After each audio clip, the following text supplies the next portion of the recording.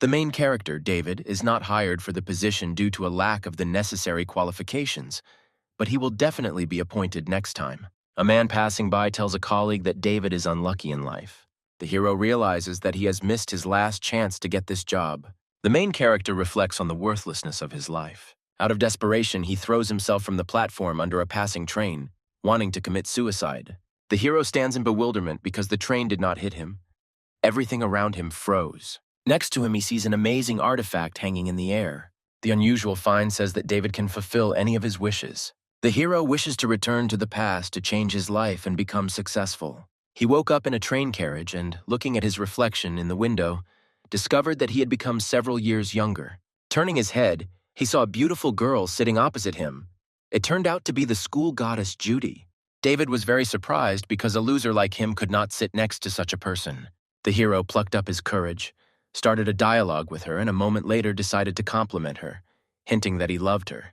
Judy decided that he was harassing her and called her boyfriend John for help. The guy stopped the hero and he felt ashamed of his actions. As David went into another car to make some instant noodles, he saw something like a hologram in front of him, which showed his characteristics, like in a computer game. The hero decided to improve all his stats to level 5 in order to become the god of this world. But in order to level up, he needs to earn money and satisfy his needs. He thought about how to get money. The hero returns to Judy. Her boyfriend offers to treat her, but she refuses. After some time, the girl still wanted to buy food, but it was sold out, so the hero offered her his duck legs for 2.5 yuan. Judy thanks David for taking care of her. Suddenly, John runs up to them. The guy is outraged that the girl refused his treats and took food from this loser. The young lovers had a fight, and the guy, in a fit of rage, grabbed the hero and threw him onto the floor of the carriage. The protagonist gets up from the floor and declares that John is his ticket to a rich life. After some time, the hero is examined by a doctor who says that David, due to the injury he received, is now in a coma. David woke up. His offender began to reproach the hero for pretending and not receiving serious injuries. The hero remembered that John always solved his problems with his fists, which made the guy very angry. An angry young man threatens to kill the main character. Judy suddenly appears in shock from her boyfriend's actions and tries to reason with him. The girl runs up to David and calls the doctor to provide the boy with the necessary help. The hero tries to calm the girl down, saying that he feels fine, but immediately faints. After a while, a policeman is standing in the carriage, and the passengers explain to him about the incident that happened. A lawman arrests John, who is trying to justify his actions. The girl leans towards the hero to check his well-being, but gets too close, which greatly embarrasses David. The boy starts to bleed from his nose from excitement, but Judy thinks it's a consequence of the injury. Having reached the station, the girl accompanies the main character to the hospital. Judy thinks her boyfriend is crazy for attacking a stranger. The hero bumps into a young lady and compliments her, mentioning that she is the goddess of the second high school. She remembers this guy, and the hero is incredibly happy about it. David believes that he must train so that in the future, he will be able to stand up for himself and protect the girl who will be next to him. After some time, the hero woke up in a hospital room, believing that he was in heaven, because the goddess Judy was sitting next to him. The girl now wants to address him as a cool guy. The guy remembers that in his past life, he hardly communicated with this girl, and considers this a big mistake.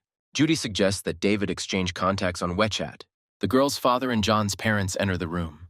The boy's father and mother apologize to the hero for raising their son poorly. David, taking advantage of the situation, demands $100,000 in compensation from his abuser's parents. The boy's father agrees to pay any amount. The hero declares that he does not need money. He wants to show John what consequences his actions can lead to. John's father sincerely repents for what happened and promises to bring his son so that he can apologize to David. Everyone leaves. Judy's father tells his daughter that John will not bother her anymore and is interested in her relationship with the hero. The girl tells her father that she has no feelings for him and is not interested in him. At this time, David thinks about where to spend the huge amount of points he earned and decides to restore his good vision in order to get rid of his glasses and become more attractive. The hero gets out of bed and admires himself in the mirror for a long time, not believing that glasses had such a strong influence on his appearance. Judy sends the guy a message from the restaurant and offers to bring him some delicious food. The young people correspond for some time, which gives the girl's father a strange premonition. The next day, the girl brings the hero a popular novel. David thanks her for her concern. Judy notices that the guy has stopped wearing glasses, and this has made him much more attractive. The girl left, and later John appeared in the room, asking for forgiveness for his actions. The boy's father handed David an envelope with $100,000 in compensation. The hero already had more than $140,000, and he was thinking about where to spend such a large sum. Suddenly, Judy appeared in the room with her father and asked how the main character was feeling. The man says that he and his daughter will be leaving soon and came to say goodbye. The father sees a good guy in David and asks him to come visit him after he recovers. He also learns that the hero is studying at a university that is located near where his daughter studies, and asks him to look after her. The main character talks about his past and regrets that he didn't think about grades in the future, and now he regrets it very much. Judy's father believes that David will achieve great success in life with the money he received, and the man and his daughter leave. Judy waves goodbye to the hero and looks at him with a very warm look. Soon, David himself leaves the hospital and thinks about how to manage the money in order to make a big profit in the future. The hero arrives at a real estate office by bus and wants to buy a small apartment closer to the university. David signed a contract to buy an apartment that turned out to be much cheaper than he imagined. The main character comes to the apartment and cries with joy because he could never have afforded such a luxurious apartment in his past life. The hero decides to improve his appearance again by treating his bad teeth. But unfortunately, he can't do this because his attractiveness limit will be exceeded, and in order to increase it, David must improve to level 2. He puts too many points into himself at once and faints from it. The hero woke up and realized that with improved skills, he could achieve greater success. Suddenly, David receives a call from the university, warning him that if he does not show up for class soon, he will be expelled. The hero comes to the educational institution, and all the students admire his beauty, believing that he is new to the university. David enters the teacher's office, who is confused because he does not recognize his student. The teacher says that the hero's dorm is very noisy, to which David hands the manager an envelope with money and asks him to find a better place for him. The protagonist writes to Judy that he finally made it to the dorm. The girl asks the hero to take care of himself and his health, which the hero is very happy about, because no one has ever taken care of him like that. After this, the hero decides to go to the nearest supermarket for groceries. As he leaves the store, he meets a poor student who offers to buy a book from him. From this event, David gains the ability to improve his intelligence with the help of a holy book. The hero returns to the university and enters the classroom to introduce himself to his comrades. Many students admire his beautiful speech. Suddenly, David declares that if any girl in the class is interested in him, she can safely meet him in person. The hero sits down in his seat, and a crowd of girls immediately forms around him, wanting to get to know him. A very beautiful girl named Rachel comes up to the table and introduces herself as the group leader and offers to become friends on a social network. David asks her if she likes him, to which she calls him arrogant and states that she doesn't care about him at all. Suddenly, another beautiful girl runs up and sits down next to the hero, introducing herself as Tina. The girl tries to start a conversation with the main character, but he doesn't pay attention to her. This made Tina very angry, and she left, saying that the hero was simply using people who were beneficial to him. The students standing nearby do not understand how it was possible not to notice such a beautiful girl. To which the hero says that for him it is not appearance that is important, but character and intelligence. Evening comes and David decides to return to his room. There he is immediately met by an aggressive student who demands that he leave the room. The hero climbs onto his bed and takes a hammer out of his bag, which greatly frightens everyone in the room. The students are very afraid of David, considering him crazy, and want to escape from the room as soon as possible. Tina and her friend discuss the hero in the dining room, believing that he is from a very rich family since he behaves so impudently. David, who had just been exercising, enters the dining room. Suddenly, the same student who kicked him out of the room yesterday comes towards the hero. The hooligan's friends wish the hero a good morning, which shocks their friend. They introduce themselves as Ron and Mike and offer their help to the protagonist if he asks. David entered the elevator and met Rachel there. The hero admitted that she had an excellent figure. Suddenly, a strange guy puts his hand on the main character's shoulder and is surprised at how the hooligans from his room are afraid of the hero. David removed the stranger's hand from himself and returned his wallet, which, as it turned out, he had stolen. The hero enters the classroom and Rachel asks him what kind of friends he would like to make here. The protagonist says that he prefers people who don't ask stupid questions. But then Tina intervenes in the conversation and asks David to add her as a friend on WeChat. Rachel starts to get upset because the hero didn't respond to her message from yesterday.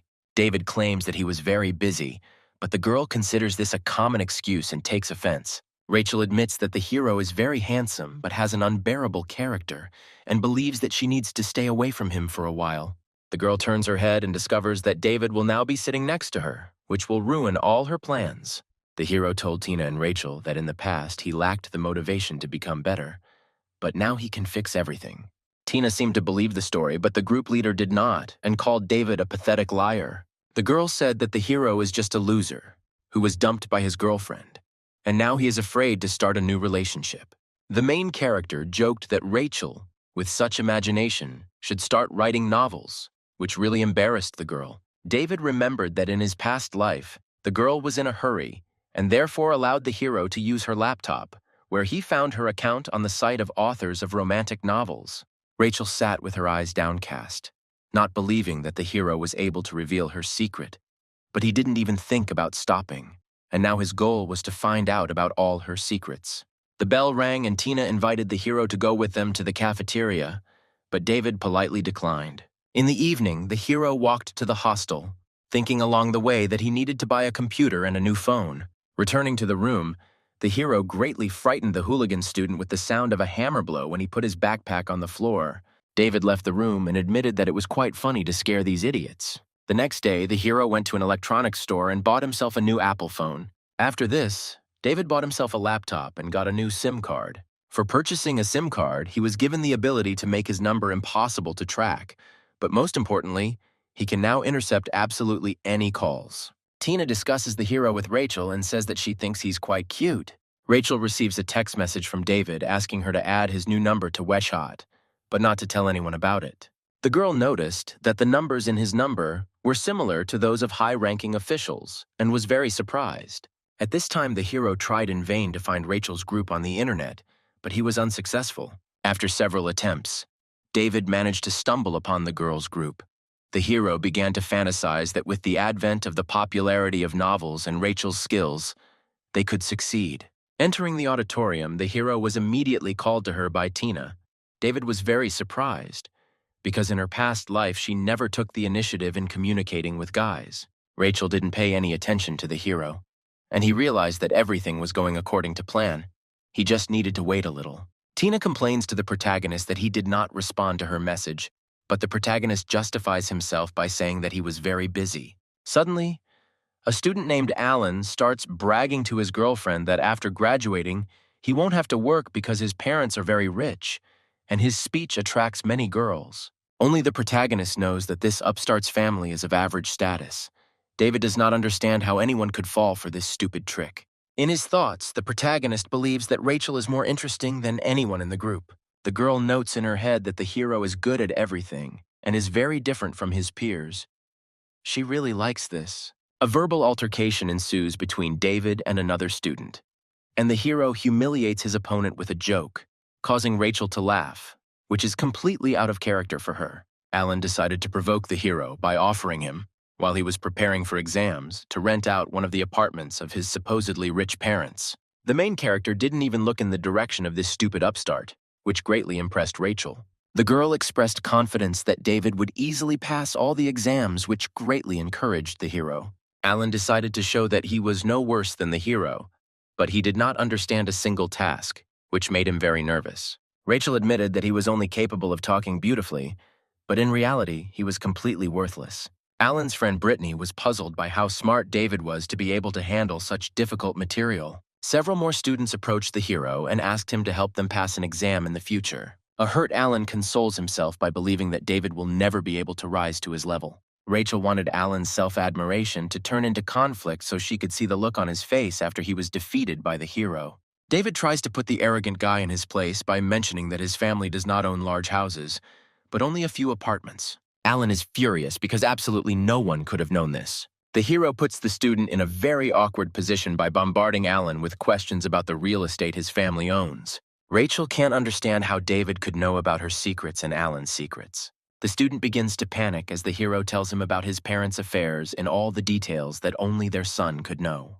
David says he has information about all the students in his group. The bell rang and the teacher began a lecture on microeconomics. Rachel thinks that the hero was simply amazing, and no one in the world could have humiliated Alan like that by pointing out his place.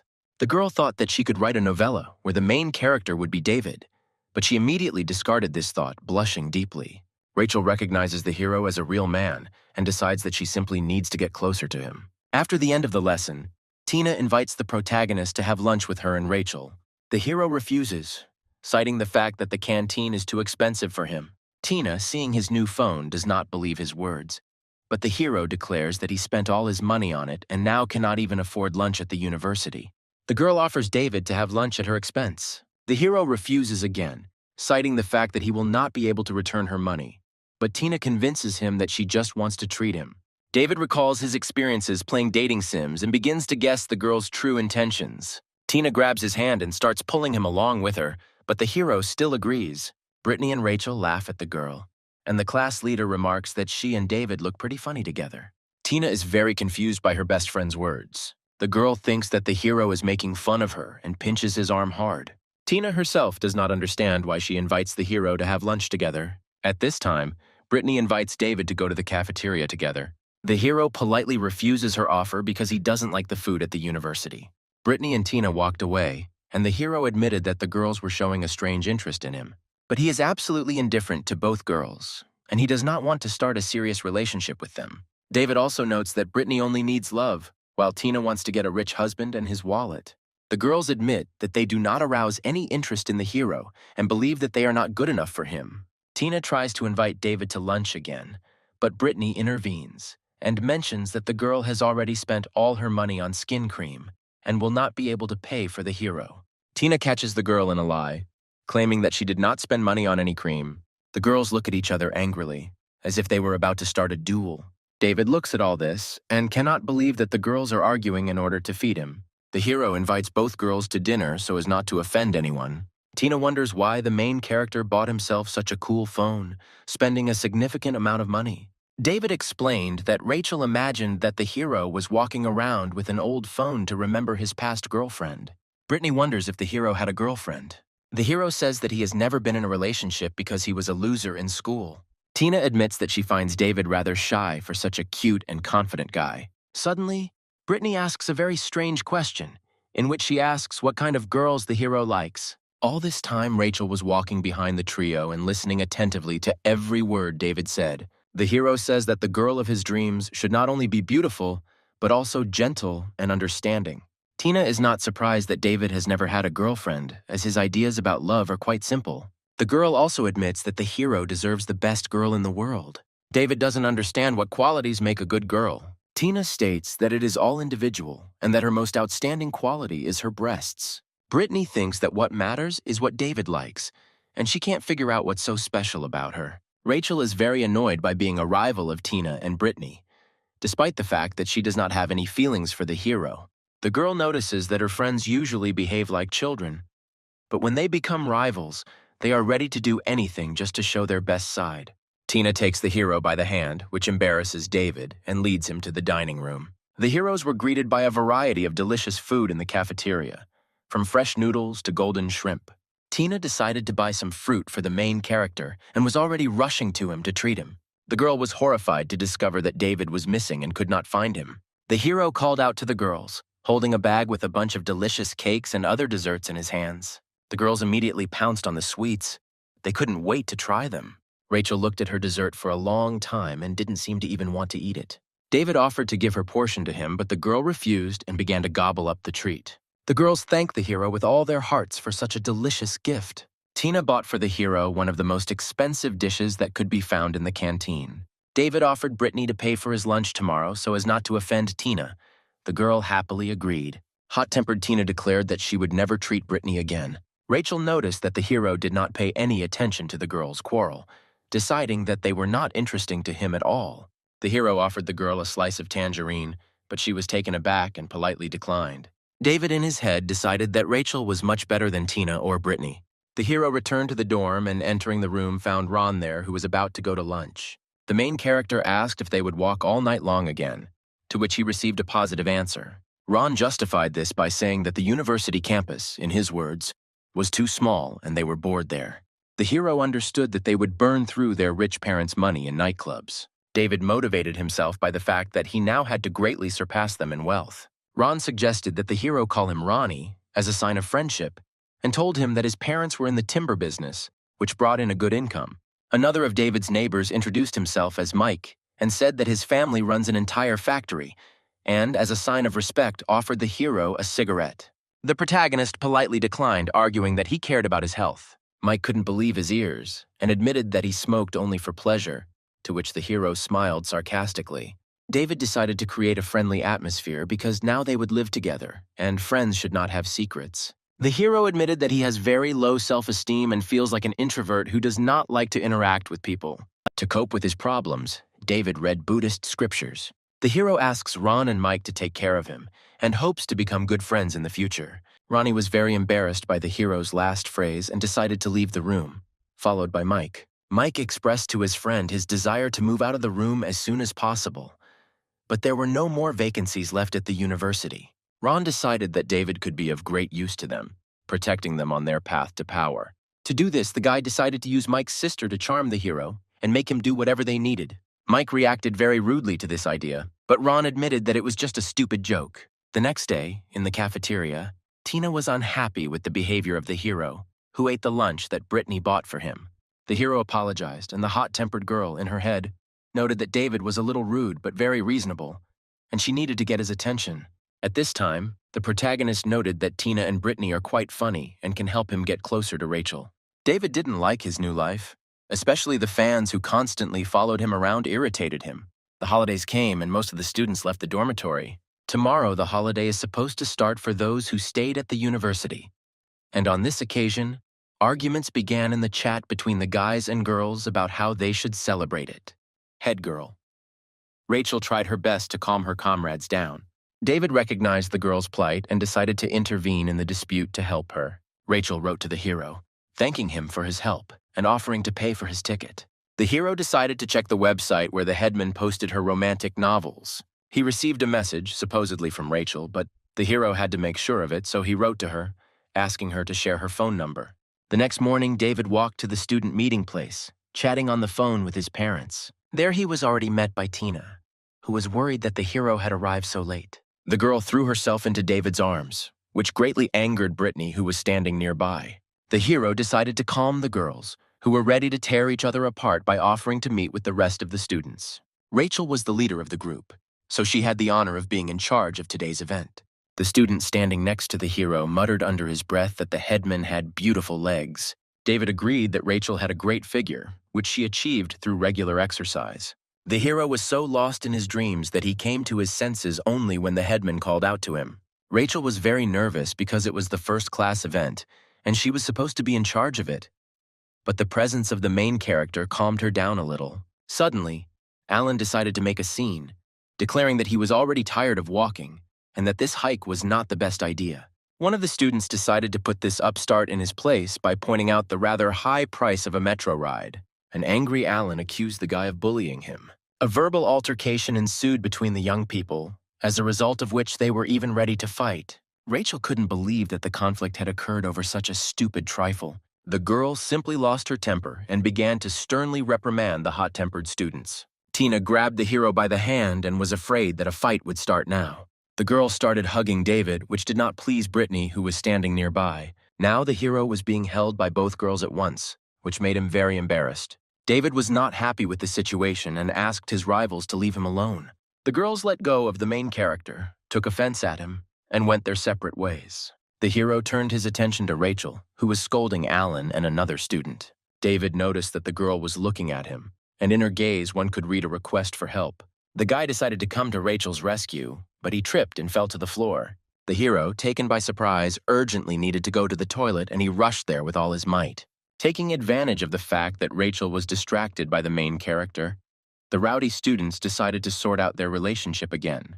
The head girl scolded them and told all the students to go about their business and meet again in 2 hours. The students were shocked because the girl had never let her feelings out before. Sometime later, the hero was sitting under a tree in the park. Tina and Brittany wrote to him, offering to meet. David ignored them. Now he needed to get closer to Rachel. He decided to write to her. The girl walked past the cafe and reproached the hero for not helping her. She decided not to talk to him anymore. Rachel received a message asking her to help the main character with a certain problem. At first, the girl decided that she would never help this scoundrel, but she became interested in what he wanted from her. The hero decided to deceive the girl by saying that he had a stomach ache and forgot to take toilet paper with him. The headman was shocked by this story. However, Rachel believed this story and decided that now the hero was in her hands, because no one but her could pull him out of the toilet. The girl made a condition that she would fulfill David's request if he asked her correctly. The hero called her madam, mistress, and even dear, which made the girl furious. Rachel decided that David was not capable of saying even a few beautiful words to make a girl happy. Suddenly, a very familiar voice called out to her from behind. It was David, who brought some delicious ice cream to treat the girl. Rachel pretended not to even notice him and sat down on the nearest bench. The hero sat down next to her and asked her to get some ice cream, mentioning that he stood in line for it. David joked that he bought himself some toilet paper and urgently needed to run to the toilet. The girl blushed with embarrassment, apparently not realizing that it was just a joke. The protagonist stated that if Rachel didn't start eating the ice cream right now, he would have to force it into her mouth. The girl took the ice cream anyway and asked if the hero had washed his hands. David joked that there was no need to do so since he hadn't touched anything like that. Unexpectedly, Rachel burst into laughter at this joke, and the hero was delighted by this. The girl put her hand on David's shoulder, which made him very embarrassed. Rachel noticed that the hero was always smiling and trying his best to make her happy, and he aroused her interest. The girl admitted that her words about the main character being absolutely indifferent to her were a lie. Now she intends to give this guy a chance.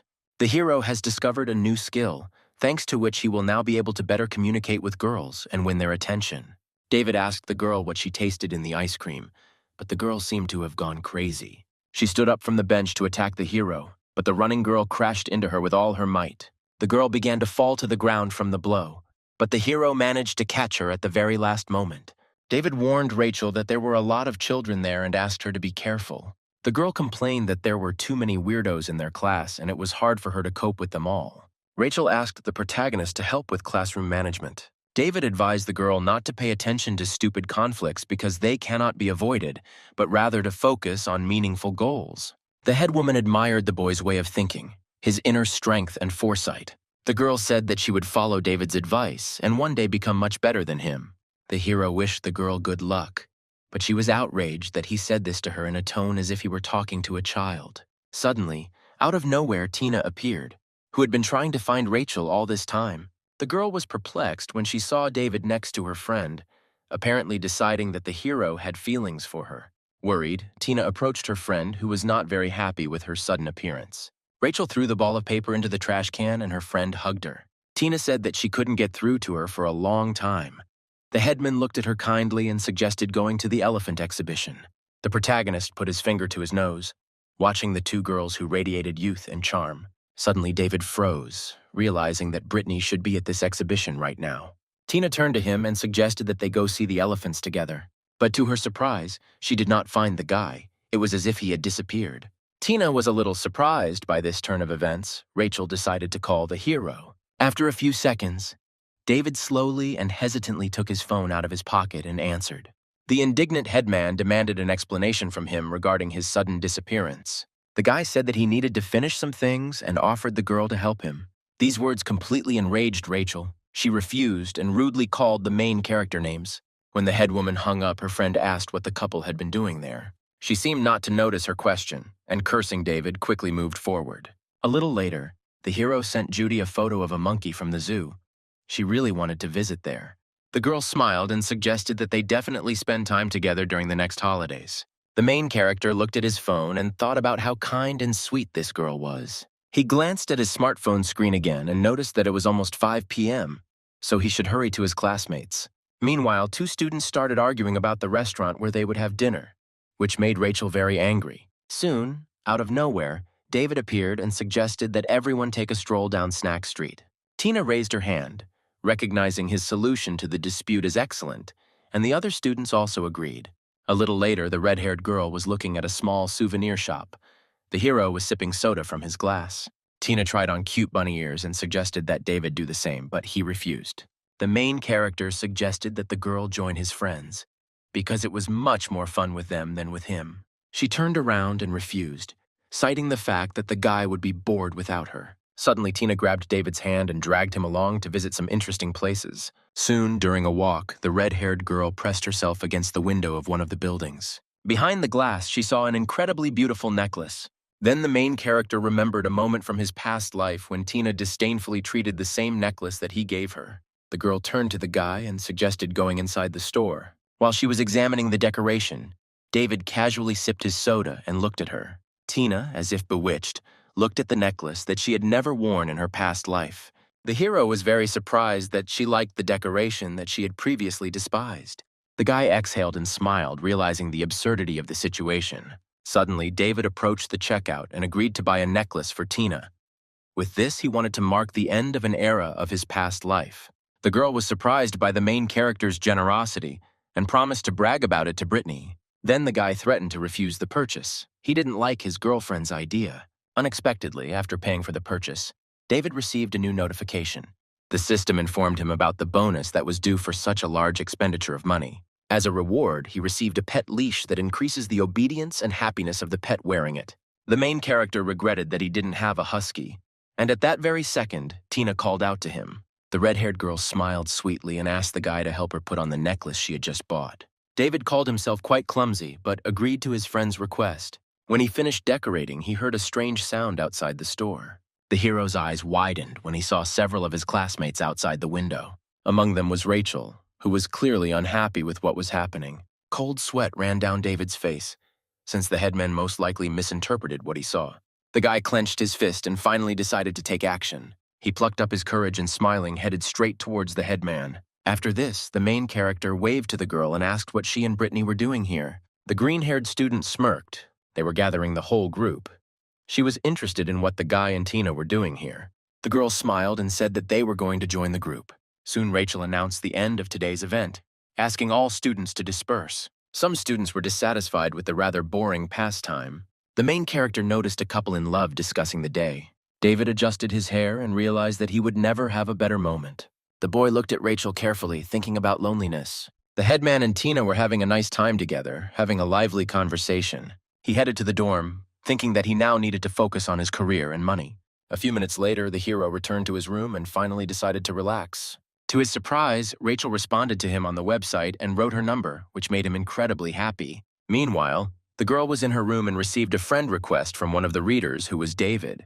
The headmistress accepted him. She was glad that her work was enjoying at least a little popularity. In addition, the main character sent Rachel a small virtual gift. This slightly infuriated the girl. She threw her phone aside.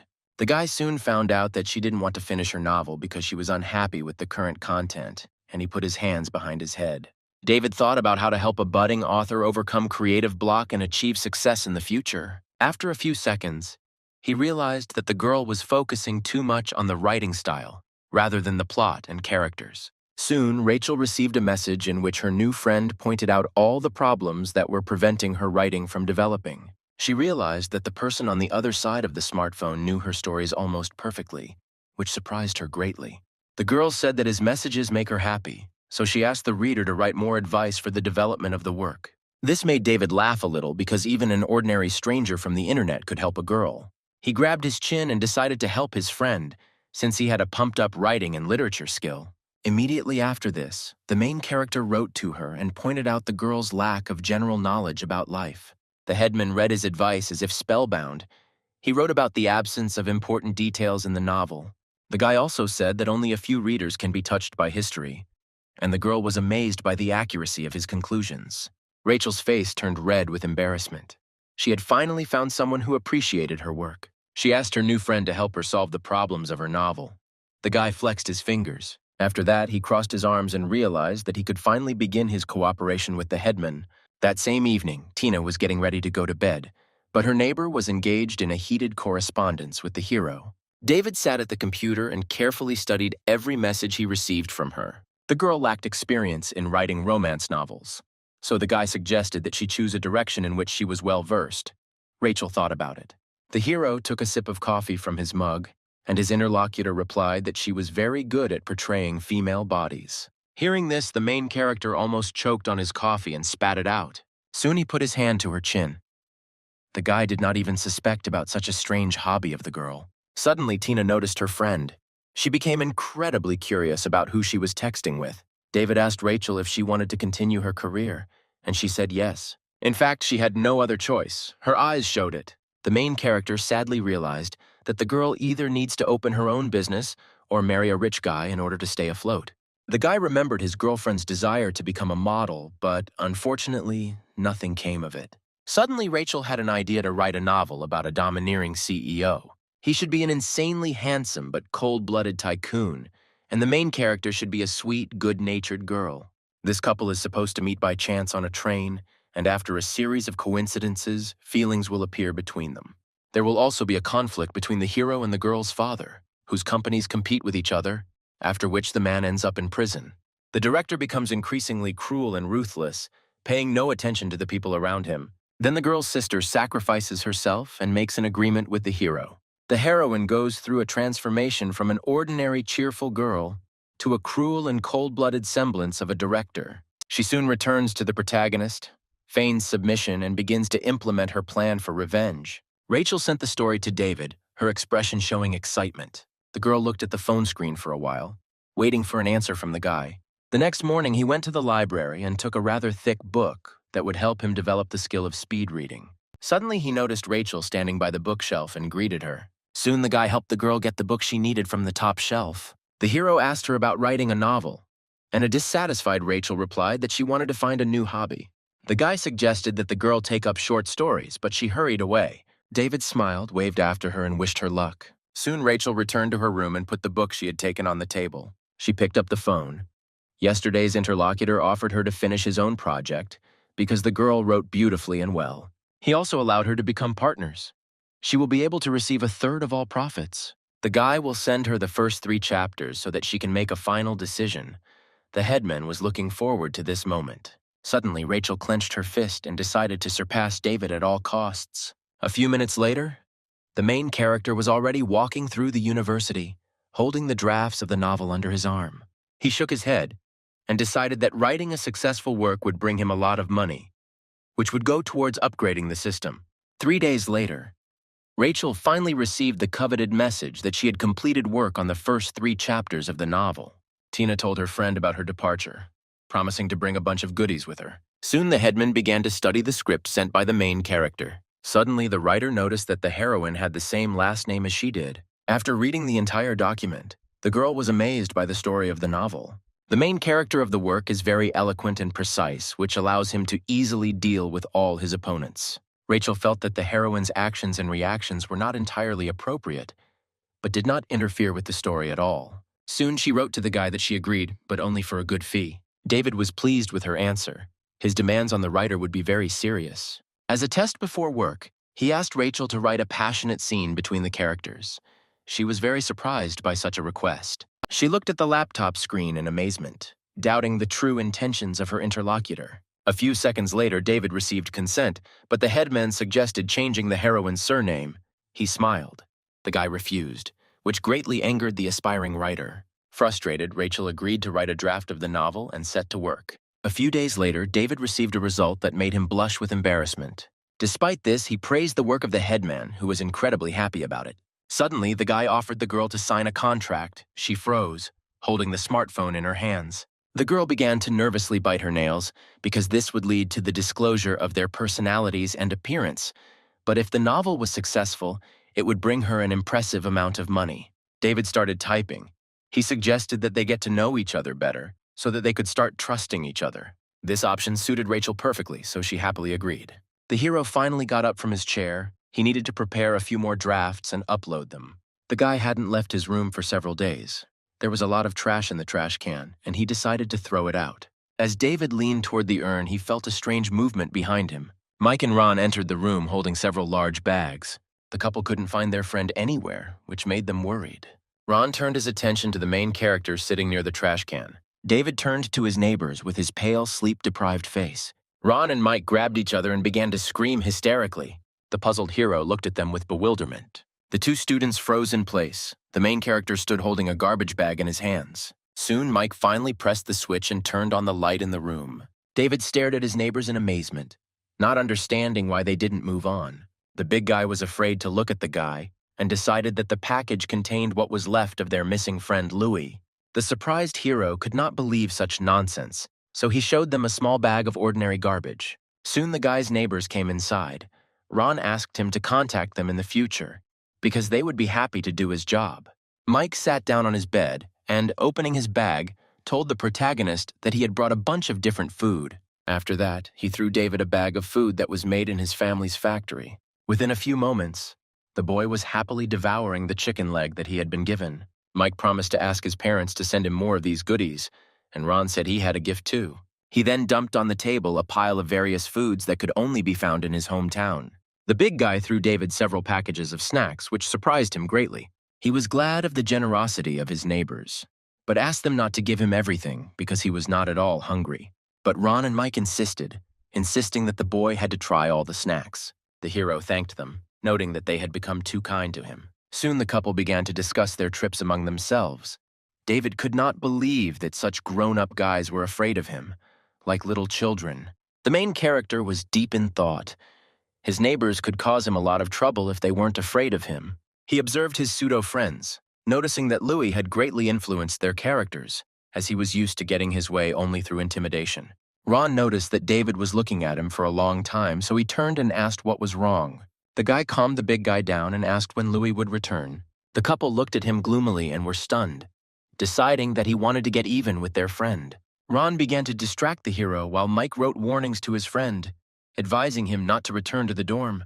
David looked closely at the couple and asked them to calm down. After that, he covered himself with his blanket and offered to treat his generous neighbors tomorrow.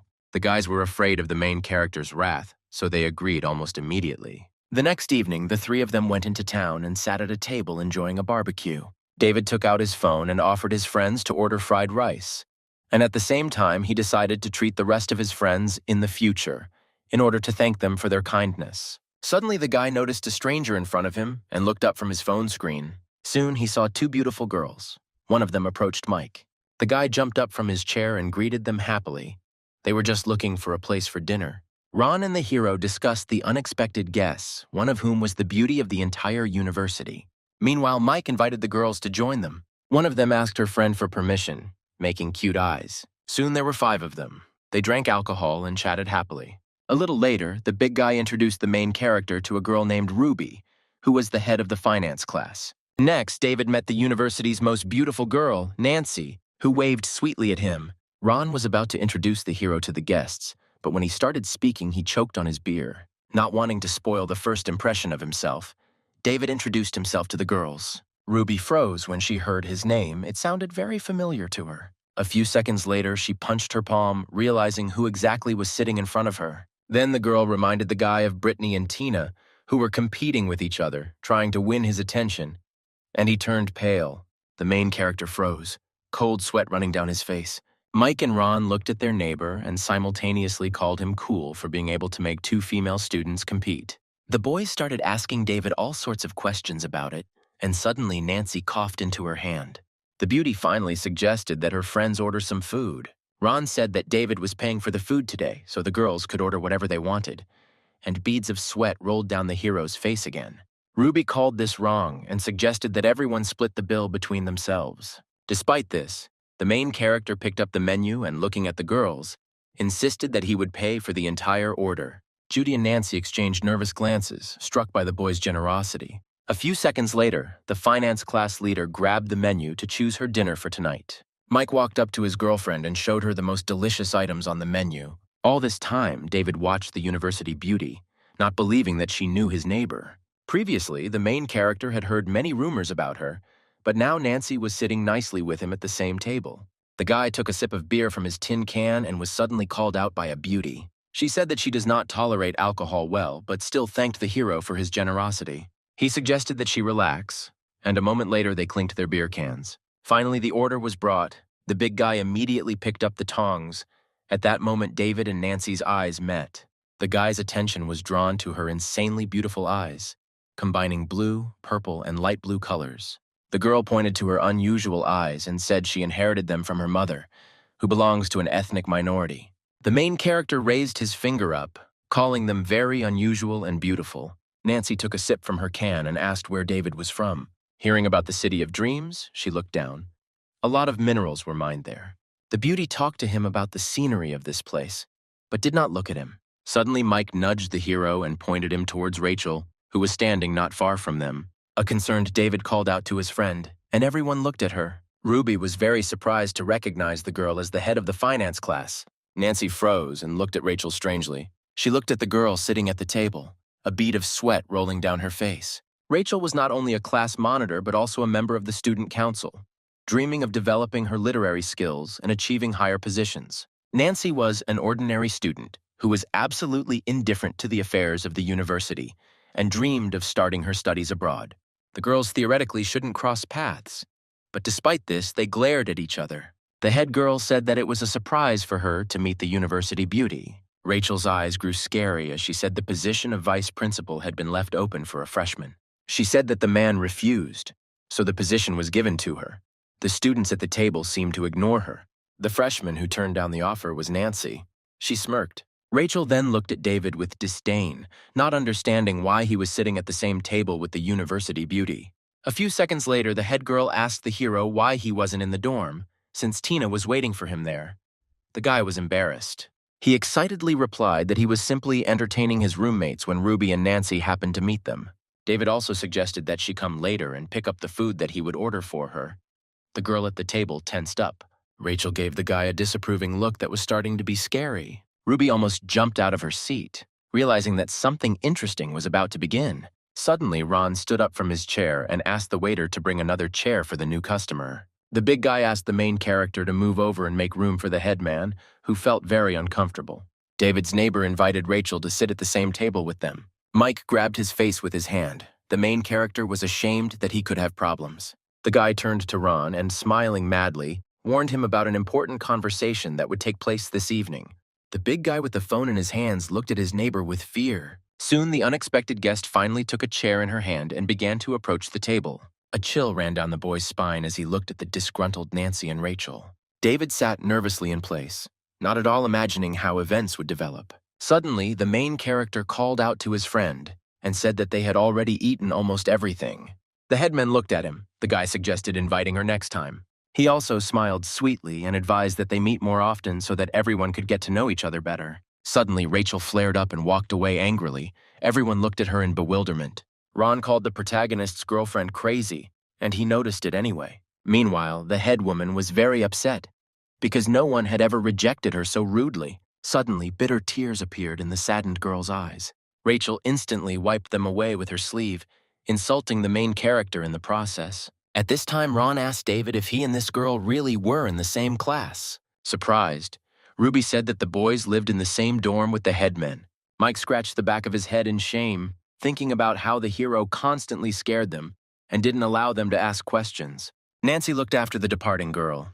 She felt a little sorry for her. Ron, eating his kebab, said that it wasn't so bad since the prefect and David didn't get along very well with each other.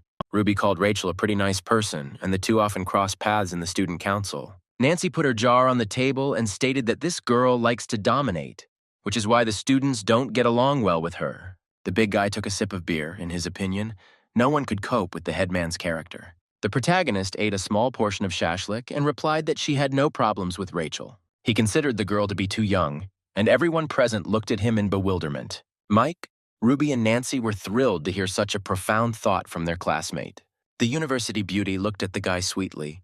His voice was very similar to her father's voice. She smiled and said that people have many facets that make them better.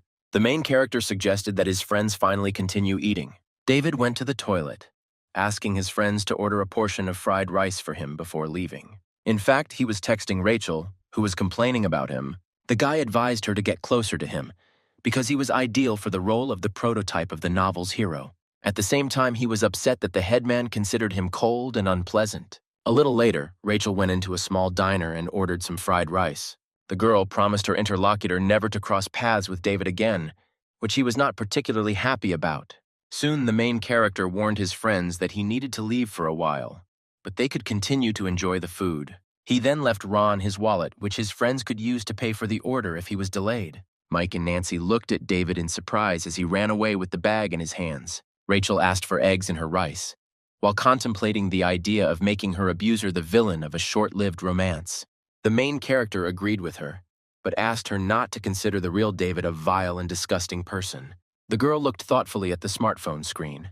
A stranger from the internet helped her calm down. The cook finally handed the headman the bag of fried rice she had ordered. Rachel began to rummage through her pockets for her wallet, but it was nowhere to be found. Suddenly, a strange guy handed the seller a banknote and offered to pay for it. It was none other than David, holding a bag of rice from the establishment he had just been to. He suggested that the headman take it, because the rice in this eatery is not the most delicious and healthy. These words made the cook angry. Rachel was also not too happy with the appearance of her offender. Soon she thanked the guy through clenched teeth, trying to contain her true emotions. The girl then headed towards the exit, leaving her order for David since he had paid for it. A few moments later, the hero took another bag of fried rice. His classmate's behavior seemed very strange to him. Perhaps it was connected with the recent meeting with Nancy. On his way to his friends, he read messages from Rachel, who was complaining about him again. The writer headed to the dorm to continue working on her novel, which earned David a couple thousand points. The whole way the guy thought about the girl's hypocrisy. She didn't want anyone to approach her without her personal permission. Soon he was happily greeted by Mike. The main character decided to help Rachel realize her mistakes. This should help her avoid serious problems in the future. The guy with glasses said that they were about to leave. David supported their decision. Ron started pestering him with questions about another package his friend had brought. Mike almost instantly closed his mouth so as not to provoke the hero. The girls also decided to go their separate ways, and Ruby said a sweet goodbye to the students. Ron and David waved back, suggesting they get together again in the future. A little later, the protagonist's neighbors were going on a date with girls from the drama academy, so they invited him to go with them.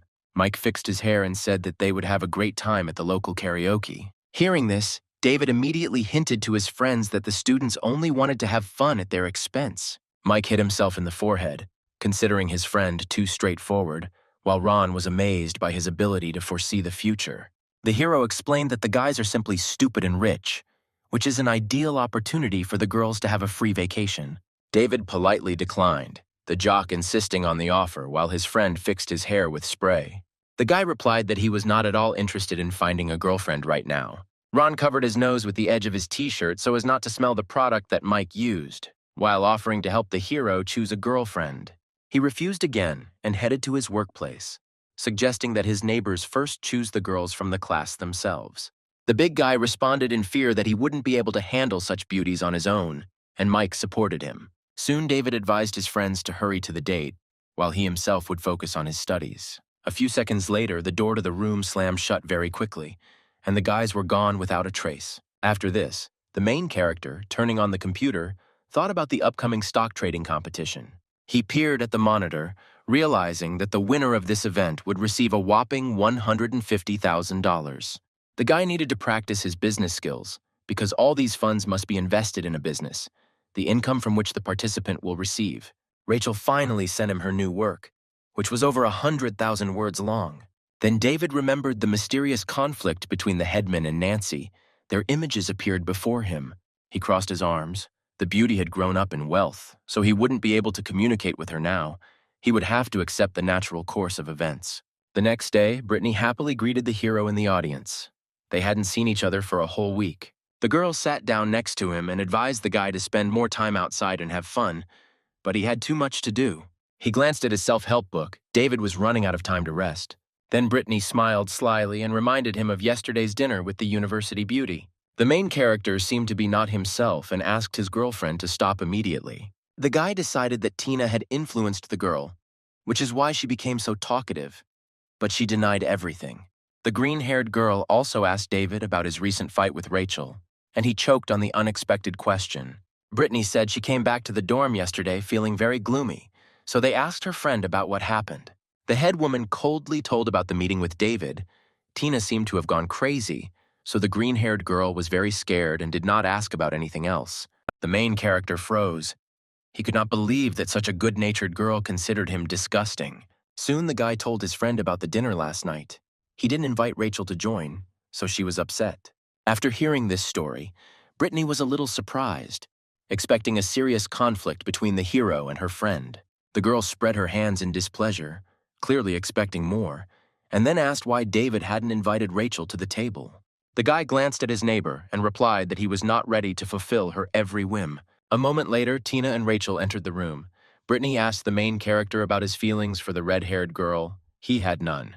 The two girlfriends immediately noticed David chatting with the green-haired student. Soon the class president walked past him, looking at the boy with displeased eyes. After the lesson, Brittany offered to treat the hero, but he planned to treat everyone who was kind to him. The girl immediately chose a treat for herself. David asked her to ask the others about the choice of dish. The first thing she did was approach Rachel. The guy hoped that the head girl had finally realized the mistakes of her behavior yesterday. Tina was incredibly happy with the main character's generous offer. Rachel sat with a displeased look. Soon all three girls were sitting at a table in a cafe.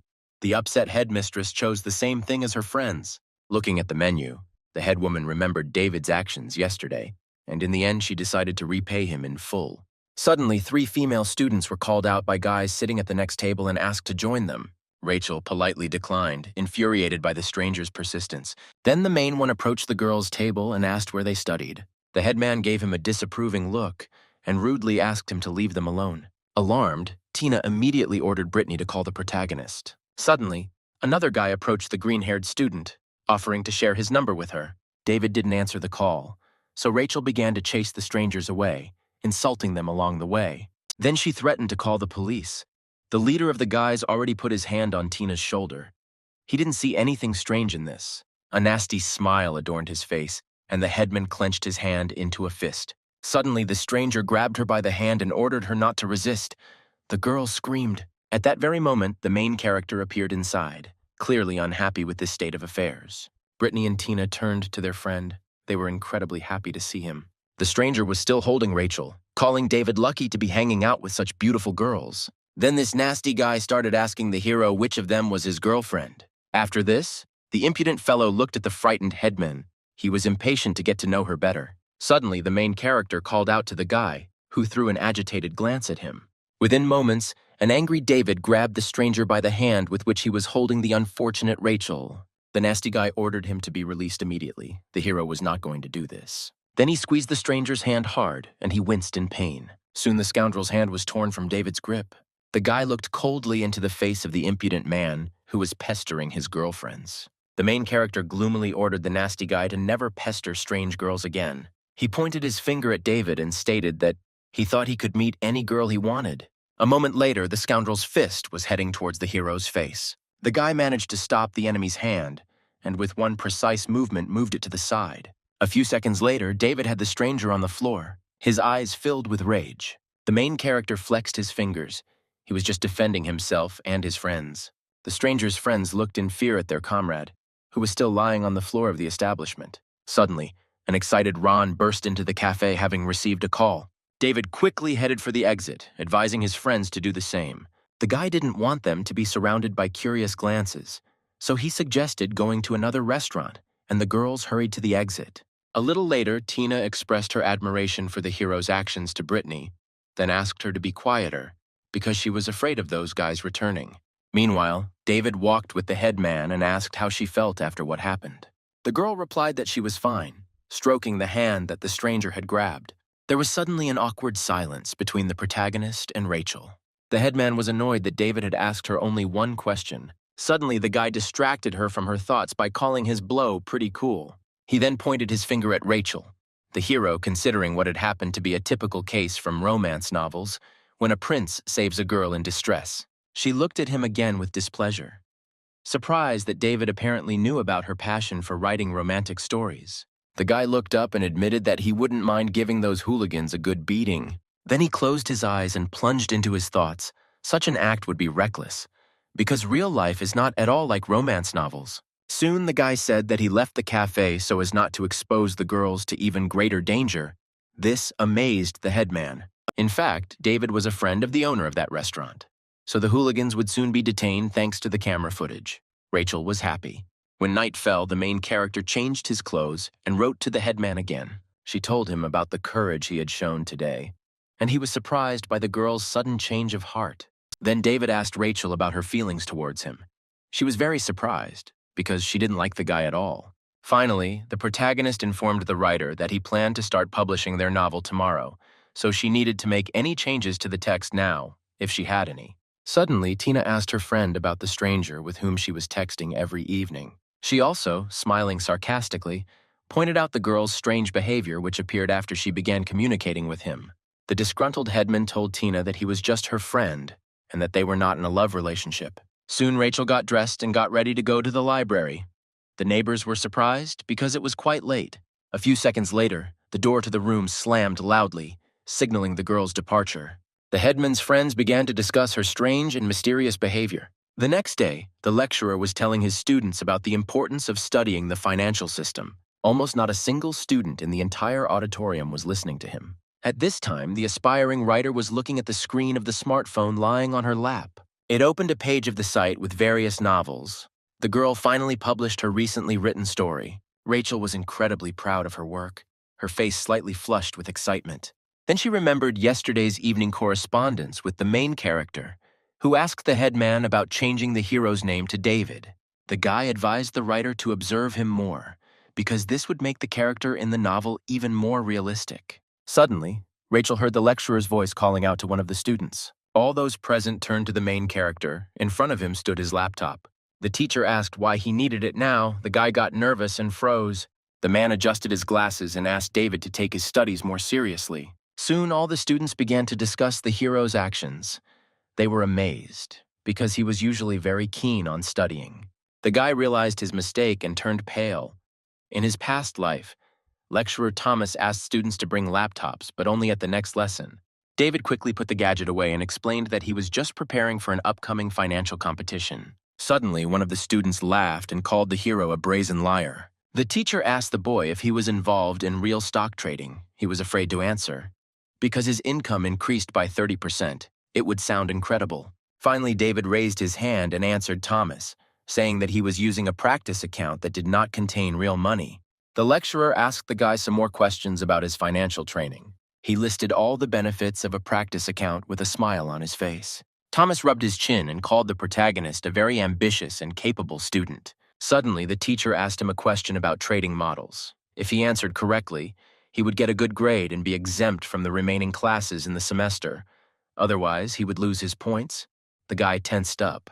The students whispered among themselves, discussing the unenviable situation in which David found himself. One of them didn't believe in David's abilities. Brittany hoped for the best. Tina asked the headman what Thomas had asked the hero about. The red-haired girl admitted with annoyance that if he screwed up, then they would laugh at her and Brittany because they were chasing after such a loser. Rachel reassured her friend that in her opinion, Lecturer Thomas would never allow his students to disgrace themselves. Meanwhile, David cleared his throat and prepared to answer a rather difficult question. Within moments, he began a confident monologue in which he described all the intricacies of trading models. All the students, including Tina and the head teacher, listened to him attentively, as if bewitched. After the main character finished answering, the teacher began to applaud him. Surprisingly, almost no one present understood David as he used complex financial terms. Suddenly, the lecturer announced that he was giving the guy 95 points for the exam in advance, and he didn't even have to write it. The protagonist stood up from his seat and asked Thomas to let him earn these things on his own. He also asked the teacher not to cancel the promised points in case of his failure. Rachel considered the guy's behavior very arrogant.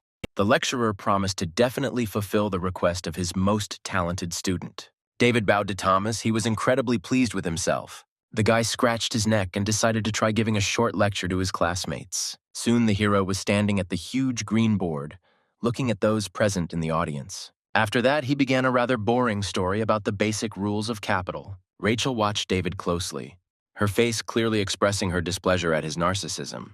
The main character took the chalk and twirled it in his hands, while talking about his desire to meet with the same enthusiasts as himself. The guy glanced around the room again and began to explain trading patterns. A few minutes after he began his story, most of the students sat in bewilderment, not understanding almost a single word. David turned around again. He didn't like the fact that people who didn't understand anything about it had come to the finance class. While all the students, including Tina, were bored, Rachel was interestedly writing down every word the hero said. Among all the students, a quiet guy named Sam stood out, who was going to cover the upcoming financial competition. There was also a girl with glasses named Claire, who was quite brave and educated. After a few minutes, David finally finished his lecture and looked around the audience. After this, he gave an inspirational speech to his classmates, wishing them success in their future endeavors. Thomas stood to the side and admired one of the most talented students he had ever met in his life. The hero also pointed his finger upward and added that his comrades had a better understanding of finances than the average person. Rachel and Tina watched his train of thought in surprise. Finally, the guy finished his speech, but absolutely none of the students reacted to it in any way. He felt uncomfortable. Suddenly, everyone present began to praise the main character. Some of them even climbed onto their tables. David raised his hand and, smiling, thanked his classmates for their support. At this time, Ruby came to the main beauty of the university and reminded her of her recent meeting with the main character. She also said that Louis's face was very pale and scared when he moved out of his room. The girl sat down next to Nancy and expressed her suspicion about David's involvement in this. Ruby's friend did not agree with her conclusions, and the head girl decided to continue observing the hero. The girl with the bob looked at the beauty. The guy was reserved and was not at all embarrassed by her charming appearance. Nancy called him quite interesting, but she didn't understand why Ruby suddenly started talking about him. The head girl began to tell a story about an incident that recently happened in Thomas's classroom. Having heard about the trade, the beauty was surprised by the progress of that group. Her friends hastened to dispel her assumptions, because only David had achieved such success. The class monitor crossed her fingers and told about the lecture given by the main character, which kindled the desire to study in his classmates. Nancy looked at her friend with her unusual eyes and listened attentively. Ruby admired the boy's character and abilities. The main beauty also acknowledged that the hero has a unique aura that attracts people to him. The next day, David was stacking his books when one of the students called out to him. Claire stood in front of him, asking the guy to evaluate her notes from yesterday's lecture. The basics were correct, but David gave her a couple more useful tips, and the girl listened to him attentively. Alan, sitting nearby, laughed loudly at the fact that people were turning to the main character for advice when he only uttered a few stupid phrases. The student in glasses got angry and suggested that the upstart answer the question asked by the lecturer himself next time. The unpleasant guy began to smile and called David's ideas old-fashioned and useless. Dissatisfied, Claire began to refute the words of her narcissistic classmate. The girl argued her position with the words of the teacher, who called the hero's thinking very valuable for learning. Rachel watched this entire argument, lost in her own thoughts. She immediately remembered how David had confidently and eloquently explained a very difficult topic to the entire class yesterday. The headman looked at him and realized that he had a certain pattern of behavior that he regularly used and improved. Finally, the girl realized why all her friends were drawn to him. He was kind, smart, and handsome. Rachel compared David to the CEO from her novel. Their characters should be almost identical. The secret of the hero's charm will allow the writer to explain how the director makes the heroine of her work, Emily, fall in love with him. Her sister Molly has chained herself to him. She wants to escape, but at the same time, she does not want to lose the pleasure she gets from this torment. Suddenly, the head girl looked up and admitted to herself that she felt admiration for David. Memories of moments spent alone with him appeared before the girl. Rachel sighed sadly, realizing that she would never be able to surpass him. She looked at the main character's desk and decided at all costs to finally make peace with him. Suddenly, the girl's eyes opened wide. Her face expressed bewilderment.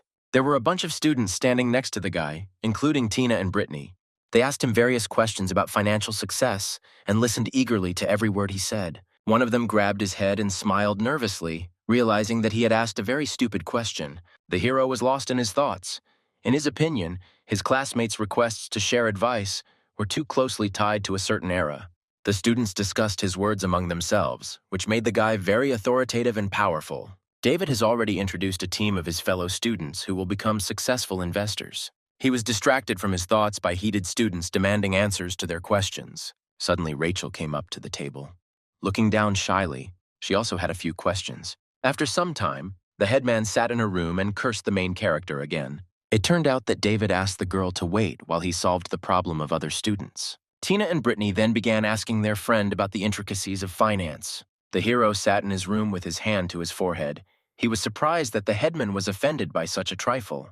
The red-haired friend thanked the guy and asked him to come to her and explain the topic. At the same time, she put her palms on his shoulders. He was embarrassed.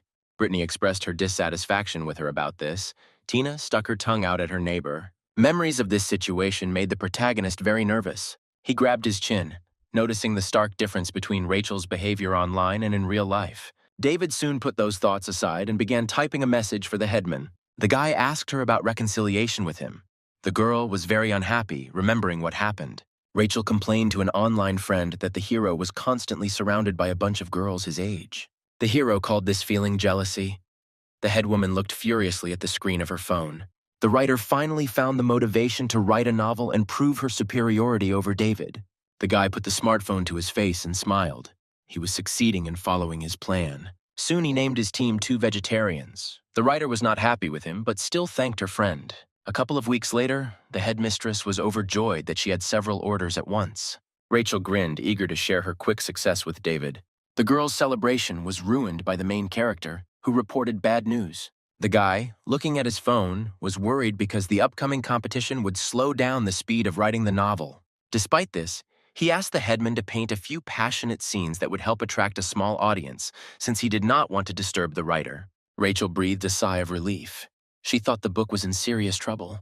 The girl also read about the guy's offer to almost double her salary. The inspired headman thanked him for his generosity and promised to do the job to the best of her ability. David got ready to go to bed, happy with another problem successfully solved. Suddenly, he received a message from Rachel. She could not fulfill his request, since this scene takes place in captivity, and she does not understand this at all. The hero called himself and her a duo of lovers. Within moments, the guy had a great idea. The main character immediately remembered the leash given to him by the system. The guy smiled widely, deciding that this would help her solve her problem. The next day, David and the headman crossed paths by chance at the university stadium. The hero asked the girl why she was running here at such an early hour. The boy was very surprised, because in her past life, the headwoman started playing sports much later. Rachel watched her classmate closely, not understanding why her run had interested him so much. Suddenly, she turned away and thought about her next plan of action. She couldn't react sharply to the question, because she would seem not mature enough. Finally, the girl plucked up her courage and breathed a sigh of relief. A few seconds later, she turned to the main character and suggested that they go to the canteen together, and he happily agreed. Before going to the cafeteria, they had to complete their run. Suddenly, the phone in Rachel's shorts pocket vibrated and beeped. On her smartphone screen, she found a notification about the delivery of a parcel. A little later, David offered to help the headman carry her, citing the girl's petite figure. The headman looked at him angrily, considering these words a sign of disrespect. The guy, looking away, replied that he simply considered women weak compared to men. Rachel quickened her pace, not wanting to appear weak. Suddenly, the headman pointed her finger at the hero and ordered him to wait for her here.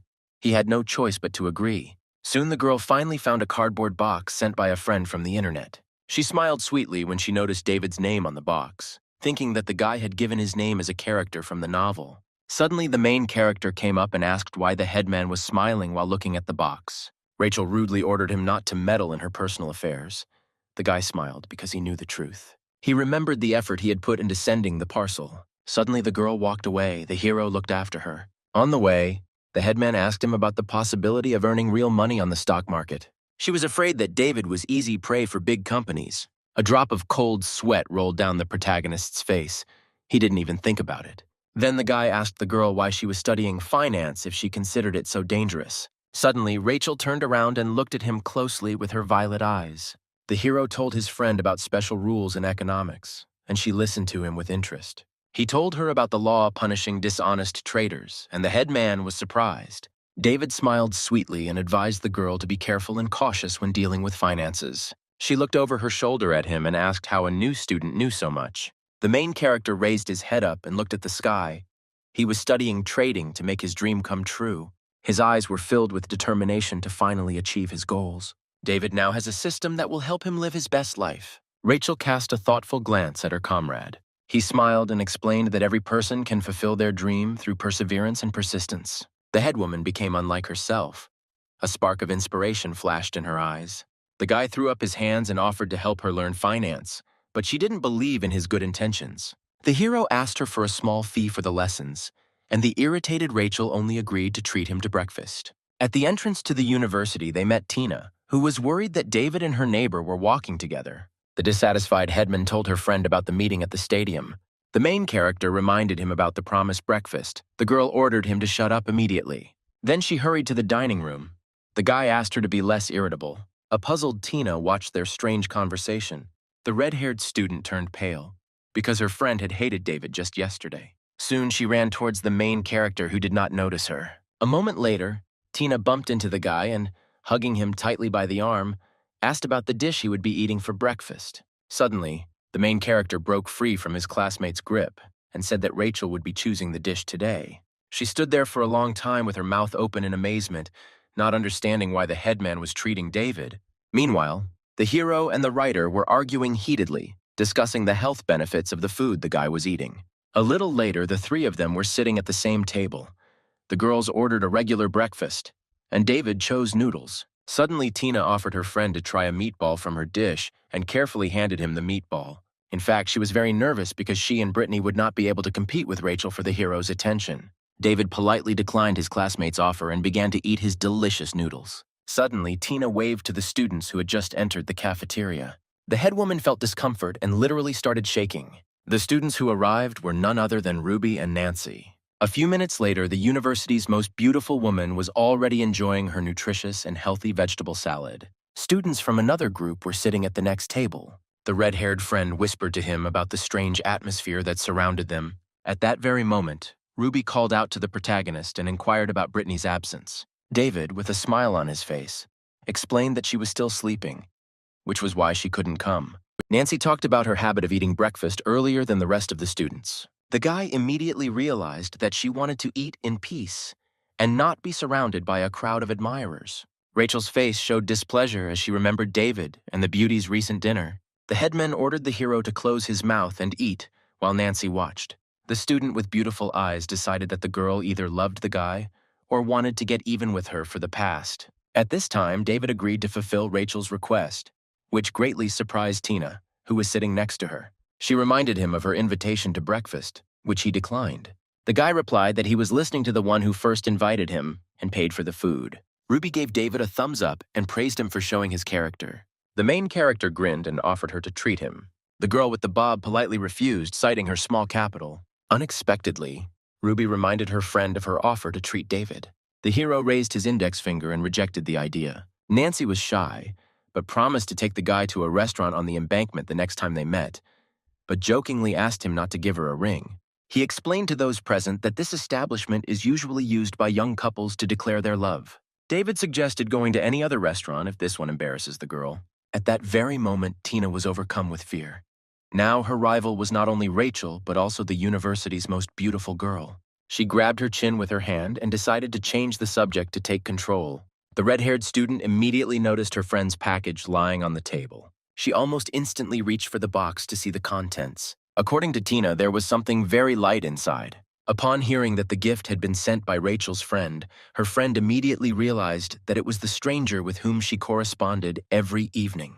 The head woman wanted to keep this a secret, so she became terribly angry. She instantly snatched the parcel from the hands of Tina, who was sitting next to her. David suggested that the gift might have been sent by a fan, so it shouldn't be opened in public. The angry girl denied his words, saying that she never accepts parcels from fans. Ruby then told the audience about Rachel's popularity in the student council. She also told about the declarations of love addressed to the headman, who was very offended. The writer put the box on the table and declared that inside was only a decoration that a friend had helped her order. She exhaled nervously and suggested that her red-haired neighbor open the package later. Rachel also allowed her to wear the jewelry for a while, which Tina was incredibly happy about. The head woman didn't have anything spicy, so she suggested that her friends return for breakfast. Suddenly, Tina took out her eyebrow razor and began cutting the tape that was stuck to the parcel. From there, the joyful girl took out a beautiful gift box tied with a ribbon. Rachel glanced nervously at Tina, waiting for the moment to open the box. In fact, the headman was very nervous, because absolutely anything could be inside. Suddenly, the red-haired student accidentally dropped the box on the floor, and the girls saw its contents. Rachel's expression was one of bewilderment, and beads of sweat were running down her face. The next moment, Tina picked up the black collar that had been in the package all this time. The bewildered headman looked with fear at the extremely unusual gift. The alarmed red-haired girl immediately gave the collar back to its owner. The students at the next table watched in amazement as two friends tossed an unusual gift back and forth. The university's hottie began to look at the object flying above the table. Nancy had a horrible vision of Rachel and Tina using the collar to fulfill their dirty fantasies. The two friends' quarrel was interrupted by Ruby, who advised them to use the item for walking the dog. The head woman hastened to calm the girl down and admitted that she herself did not know about the contents of the parcel. The girl's eyes were fixed on the floor. She was unbearably ashamed, but she had to get out of this awkward situation. Then Rachel called out to Tina and asked how she felt after such a misunderstanding. You smiled and covered your face with your hand, admitting that she liked men, not women. The headman looked at her in surprise, not understanding what her love preferences had to do with it. Nancy walked past and, clapping Rachel on the shoulder, asked her to start respecting other people's tastes. The beauty smiled broadly, because she had the chance to witness such an absurd and funny scene. The headman, burning with shame, turned her pale face towards her. Nancy and Ruby politely said goodbye to the 3 students before leaving. Suddenly, the main character began to laugh loudly, which seriously angered Rachel. Then he looked down at the floor and said that he was very surprised to learn about the girl's unusual hobby. The headman again called it a simple misunderstanding, and clapping the boy on the back, ordered him to stop laughing. Suddenly, tears appeared in Rachel's eyes, and she was now a laughing stock not only for Nancy, but for David as well. A few seconds later, she lay down on the table and burst into bitter tears. The hero fell silent. Tina ordered her friend to stop crying immediately, because there were a lot of people looking at them. In fact, the red-haired student was glad that the university's hottie had finally left, and the head boy's fetish would drive her away from David. She then turned to the protagonist and asked him to talk to his crying friend. He stood in an imperturbable pose, his face expressing calm and peace. The hero patted Rachel on the head and called everything that happened a trifle. He handed the sobbing girl a napkin and offered to bring her ice cream. Before leaving, he turned to Tina and asked her to keep an eye on the headman. She was perplexed because the guy was too caring towards the girl who didn't like him. The student looked at David buying ice cream, wondering about his possible feelings for his crying friend. Tina guessed that the hero was trying to resist Rachel's domineering nature in order to crush her pride and reveal his true feelings. The girl's face turned red with embarrassment. She didn't believe in love between them. Suddenly, the system informed the main character about a level increase. As a reward, he received a sweet obedience toffee that would make any person fulfill some of his requests. David was very nervous as he thought about his plan for using the unusual artifact. Finally, the guy got the coveted ice cream and headed to his girlfriend's table. He unexpectedly shocked Tina by asking her to return to the classroom first. The girl agreed, promising to save places for him and the headman. Rachel, still lying on the table, ordered the hero to go away through tears. He advised her to calm down and handed her some delicious ice cream. The girl started screaming and demanded that this disgusting, in her opinion, treat be immediately removed from her. David insisted that she eat dessert since he had already paid for it. Suddenly, the guy offered his advice on how to get out of this situation in exchange for some ice cream. Rachel finally stopped sobbing and raised her head. She wiped her tears with her sleeve and, taking the dessert, asked the hero to swear to help her. The girl began to open the ice cream package. Her tear-stained face seemed very sweet and innocent to David. The head woman tried to calm down and brought her tongue to the vanilla dessert. For several minutes, the hero watched her, as if enchanted. After that, Rachel finished her ice cream and ordered the guy to immediately share his solution to the current situation.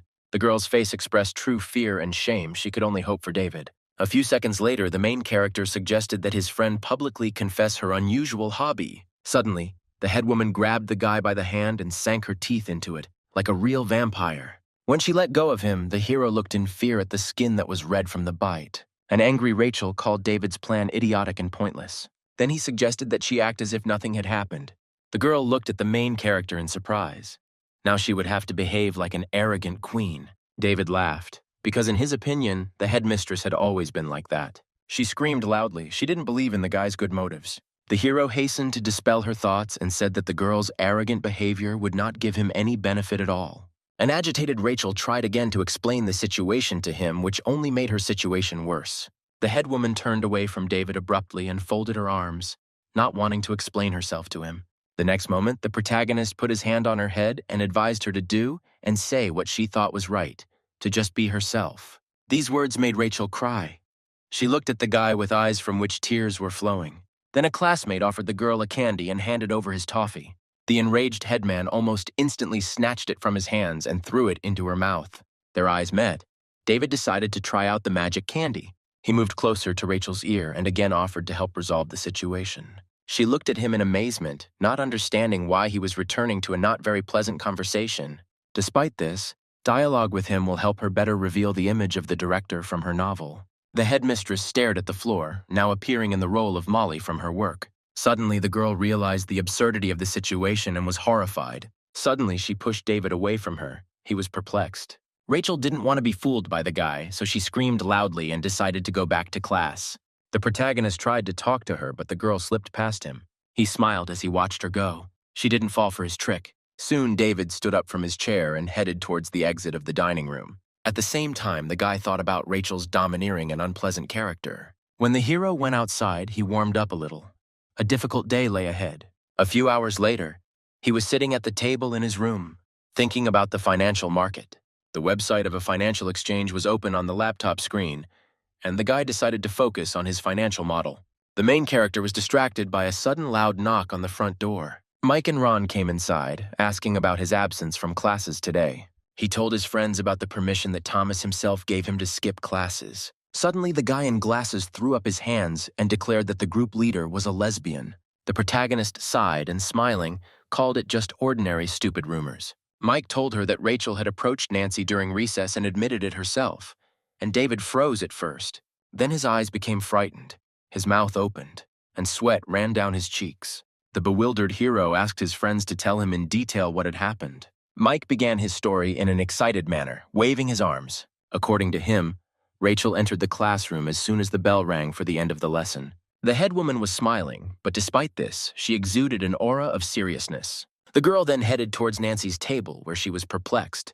The frightened university beauty looked at her cautiously and asked what she wanted. Suddenly, Rachel grabbed the unfortunate student's hand. Then she deftly pulled Nancy towards her, and she screamed loudly. The headman approached the girl's face, but almost no one present made out their words. Soon, Rachel moved away from the beauty and laughed, reminding her of the gift that was intended especially for her. Then, according to Mike, the head girl left, leaving behind a stunned Nancy. Suddenly, Ron asked the main character about the gift that the girl mentioned. An agitated David replied that he knew absolutely nothing about him. The guy's eyes filled with fear, because he was the one who caused this scene. Rachel was disgraced, so she decided to bring even more shame to her enemy. Mike approached the hero, and putting his hand on his shoulder, asked him to help him sort out this unpleasant situation. David expressed dissatisfaction with his friend's request. He could not cope with his curiosity. The next second, the main character got up from his chair and decided to go have a bite to eat, inviting his neighbors to join him. The guys lied that they had already eaten and were now planning to get some sleep. Before leaving, David announced his intention to come to class in the afternoon. An alarmed Ron and Mike waved wildly after him. After lunch, the guy came into the classroom, and an excited Brittany immediately ran up to him. The protagonist immediately realized that his friend would tell him about what happened between Rachel and Nancy, but she looked suspiciously happy. The green-haired student called her neighbor incredibly brave because she expressed her thoughts directly to her enemy's face. David didn't listen to her very carefully. Suddenly, Brittany imagined a strange scene in which the headman and the beauty exchange glances and admire each other. Suddenly, the main character noticed that the green-haired girl became closer and friendlier to Rachel. At that very moment, she grabbed his hand and brought it to her chin, imitating the scene she had just imagined. At this moment, Brittany looked shyly and embarrassedly at the guy. David suddenly turned pale and became very nervous. The student looked at his hand in fascination, asking the hero not to interfere in the relationship between her and the class monitor. The guy's face showed genuine disgust when he heard about Rachel using a leash on Brittany. The stunned classmates watched the strange scene unfolding between them. Noticing this, the green-haired girl quickly let go of David's hand. The student called the guy her best friend, looking at him strangely. The frightened protagonist admitted with horror that Rachel had fallen in love. Brittany immediately invited him to have lunch together and dragged him along with her. Unfortunately, the headmistress became a lovesick fool, which made David start to get nervous. The main character stood up from his chair and froze in place, realizing the full horror of the situation. He hadn't seen Tina for a long time, so he decided that she and Rachel had had a fight, and Brittany also started acting strange. A picture appeared before him of the class monitor and the red-haired student going their separate ways. He was distracted from these bad thoughts by a green-haired friend standing next to him. Suddenly, David finally remembered about his second account, which would allow him to contact Rachel. A few minutes later, he was already sitting at the computer located in the library. The guy carefully read the girl's messages in which he complained about the troubles that happened today. The main character felt incredibly ashamed, because it was he who became the cause of her troubles. Suddenly, the head girl told her that Tina almost embarrassed her in front of the guy of her dreams. David was very surprised. Soon, the hero realized that he was her dream guy, and he was torn apart by a feeling of shame. Apparently, it all happened under the influence of the magic candy. David decided to be more frank with her on the internet. Judging by the time the messages were sent, Rachel didn't wait for a response from him, so she confessed everything to Nancy. A little later, the main character picked up his phone, wanting to check the news feed. The guy turned off the computer. Before that, he found out that the main beauty of the university only communicates with girls and perhaps likes leashes. The image of Nancy with a collar around her neck immediately appeared before my eyes. The hero's face turned a little red. It would have been a truly wonderful sight. A few minutes later, David entered his classroom. Tina immediately jumped up from her seat and invited me to sit next to her. Soon the protagonist walked past a tense and dissatisfied Rachel. Suddenly the headman called out to him and offered to talk a little. He was very scared and turned pale. Beads of sweat began to run down his face. A moment later, David approached the disgruntled girl's table. Rachel remained silent but cast a dark and even frightening glance at him. When the guy finally sat down next to her, she told him about her recent meeting with Director Robert. The girl reported that the man expressed a desire to deprive her of her position as headman. The main character hastened to calm the girl down and said that the director could not so easily deprive her of the position of head girl. Rachel agreed, breathed a sigh of relief, and began to think about how to deal with this. The guy advised his friend to buy 2 packs of mint cigarettes and, wrapping them in a black bag, put them under Robert's table and then chat with him a little. The head girl opened her mouth and froze, not expecting such strange advice from her classmate. David threw up his hands and suggested that the girl solve this problem herself if she was not satisfied with his idea. Rachel looked up thoughtfully and agreed to do it, but only tomorrow morning. The main character was worried about his girlfriend's excessive naivety. Apparently, the magic candy was still working. He was more attracted to her rebellious nature. The head woman, angered by these words, advised the boy to watch his language. David was unhappy with this attitude towards himself, but despite this, he suggested forgetting about this misunderstanding. Soon he opened one of the textbooks, asking the student not to contact him in case of further trouble. Rachel asked with interest what could be worse than the current situation. Suddenly, she reminded the main character of her not-so-great relationship with Nancy. The guy wished her luck in resolving the conflict, even though he didn't know what was going on between them. He also told the girl about the importance of decisions that people make following their hearts. Suddenly, the system informed the hero that he had mastered the skill of incitement, which did not particularly please him. David looked at the projector set up in the classroom. Now he had to decide what to spend the money the novel would bring in on. A couple of weeks later, David received a notification from the system about an improvement in his instigation skill, even though he had done nothing at all. Rachel sent the hero a message in which she congratulated him and herself on the fact that their novel made it to the best list and called herself his fan. Then David wrote to her asking if she was a fan of the guy of his dreams. The girl replied with a smile on her face that these were 2 completely different things. He also asked the writer about her recent situation. The headman was a little displeased with his untimely reaction. The protagonist pointed out that the girl was constantly mentioning the guy of her dreams, so he suggested that she try to get him. David smiled wickedly. The system had once again increased his incitement skill. Rachel froze in amazement when she read the message. Her eyes were filled with confusion, and a drop of sweat ran down her cheek. The girl suddenly realized that she had never tried to get closer to her classmate. She remembered that the guy was very busy right now, and besides, he would hardly want to date a lesbian, which is what the students thought she was. The main character suggested that Rachel not waste her chance and invite him on a date. The headman decided to follow his advice and sent a message promising to meet him at the weekend. A few days later, David was called by a familiar voice while jogging in the stadium in the morning. It was Rachel, in an unusual green outfit. The guy decided that she was going on a date with Nancy. The girl explained that she had already gone home, and a little shyly, suggested that the hero go with her to the recently opened fear room near the university. David was just free, but he pretended not to understand why she invited him. The head woman blushed and, looking away, asked again about his readiness to take a walk with her. The main character agreed, but only if the girl paid for him. Rachel reluctantly agreed to pay for the guy's ticket and lunch. After this, David asked his friend to wait a little while he changed his clothes. She advised him to hurry because the seats were already booked. A few minutes later, the couple was walking down the street, and the headman clearly felt uncomfortable. Then the hero broke the awkward silence and asked why she invited him so suddenly.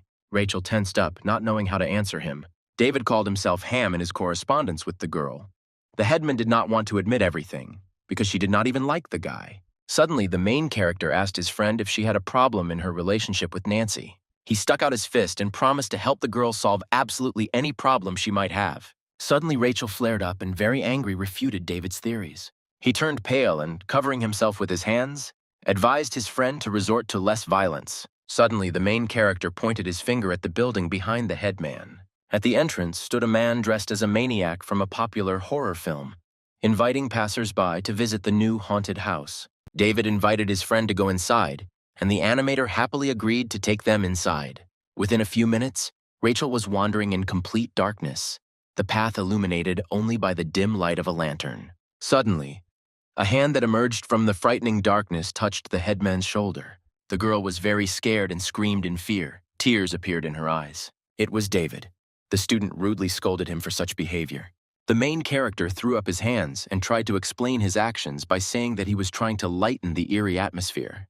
Rachel breathed a sigh of relief and declared that the question of economics was as scary to her as the terrible monster.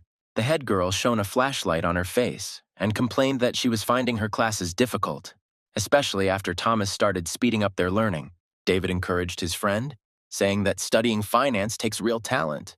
The hero told her about an upcoming competition on the topic of stocks and suggested that she compensate for her lack of talent with hard work.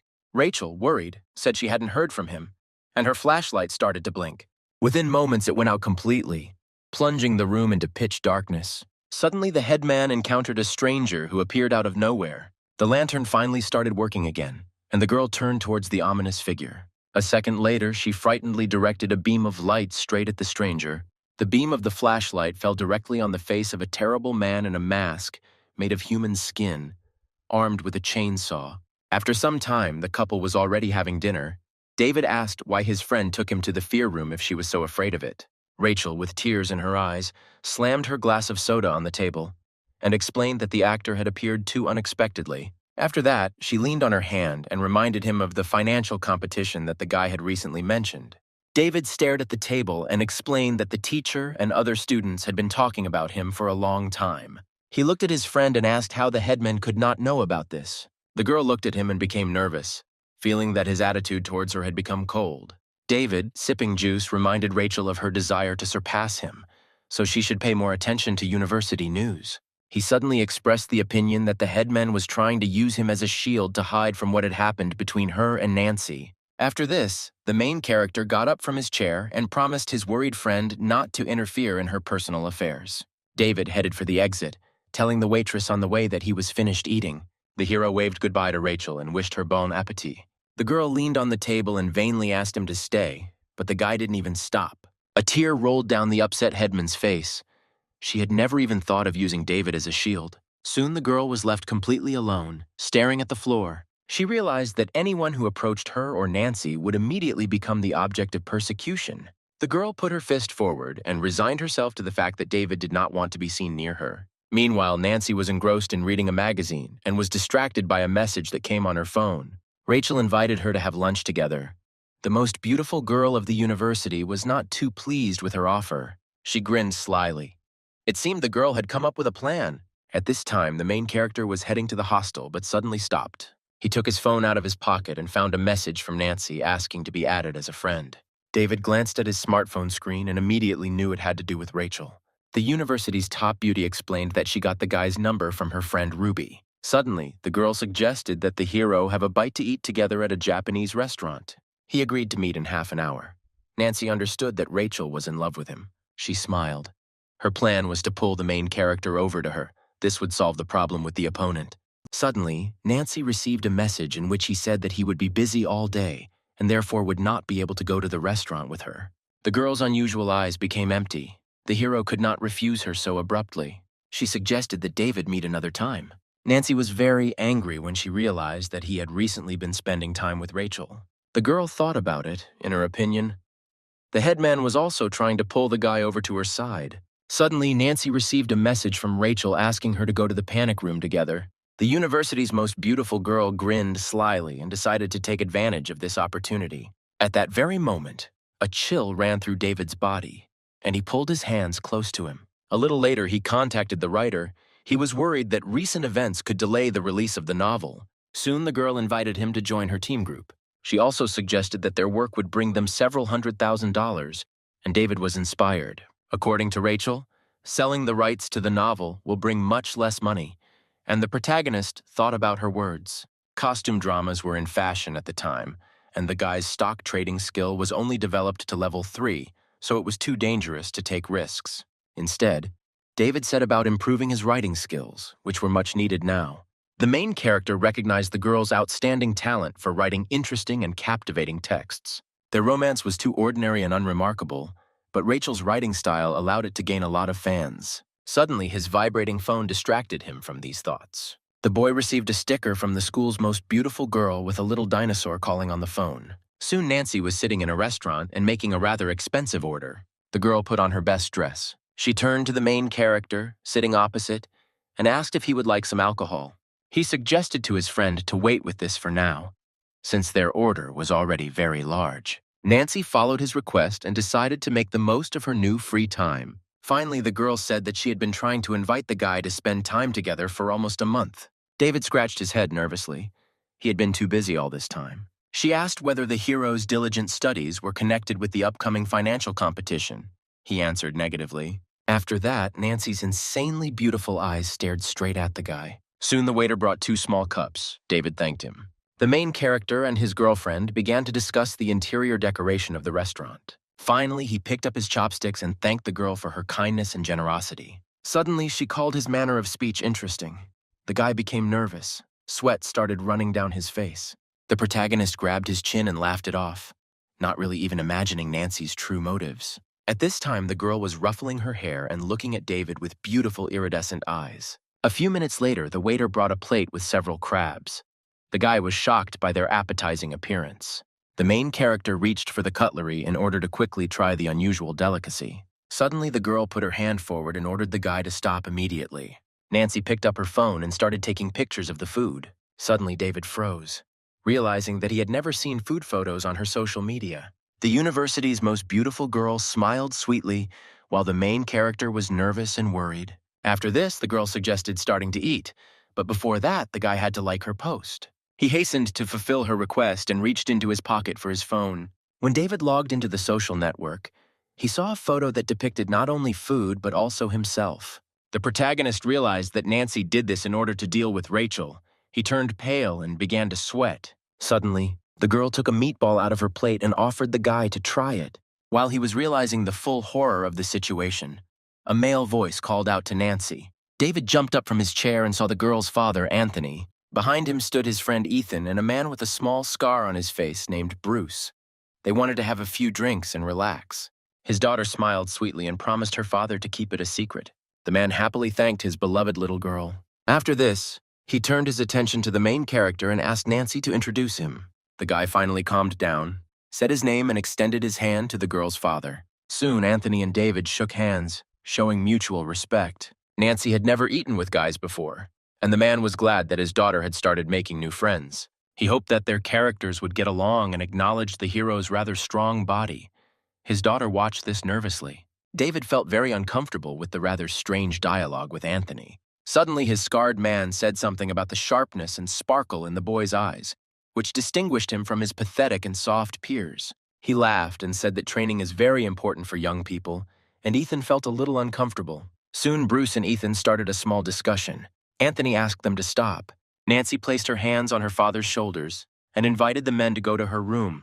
Her father agreed, and before leaving, he promised to pay for any order, which greatly embarrassed David. Anthony stuck out his hand with his thumb up and insisted on his offer. The main character waved goodbye to him. Soon, all 3 men began to climb the stairs and discuss the guy's politeness. A few seconds later, the main character invited his friend to continue their meal. Nancy sat down on a chair, her face clearly expressing displeasure at what had happened. She looked away and wondered why he was so enthusiastic about David. The protagonist looked at the stairs and asked Nancy about her father and uncle. Suddenly, the girl seemed to explode when she heard him call Anthony Dad. She suggested that the guy come up to their room and personally call him that. In exchange, the beauty would tell him everything he asked about. The hero looked at her, smiled, and decided to take a risk. Nancy immediately blushed and accused David of lacking professional ethics. The guy hastened to calm her down and reminded her that she was not treating him now, so the rules of ethics would be superfluous.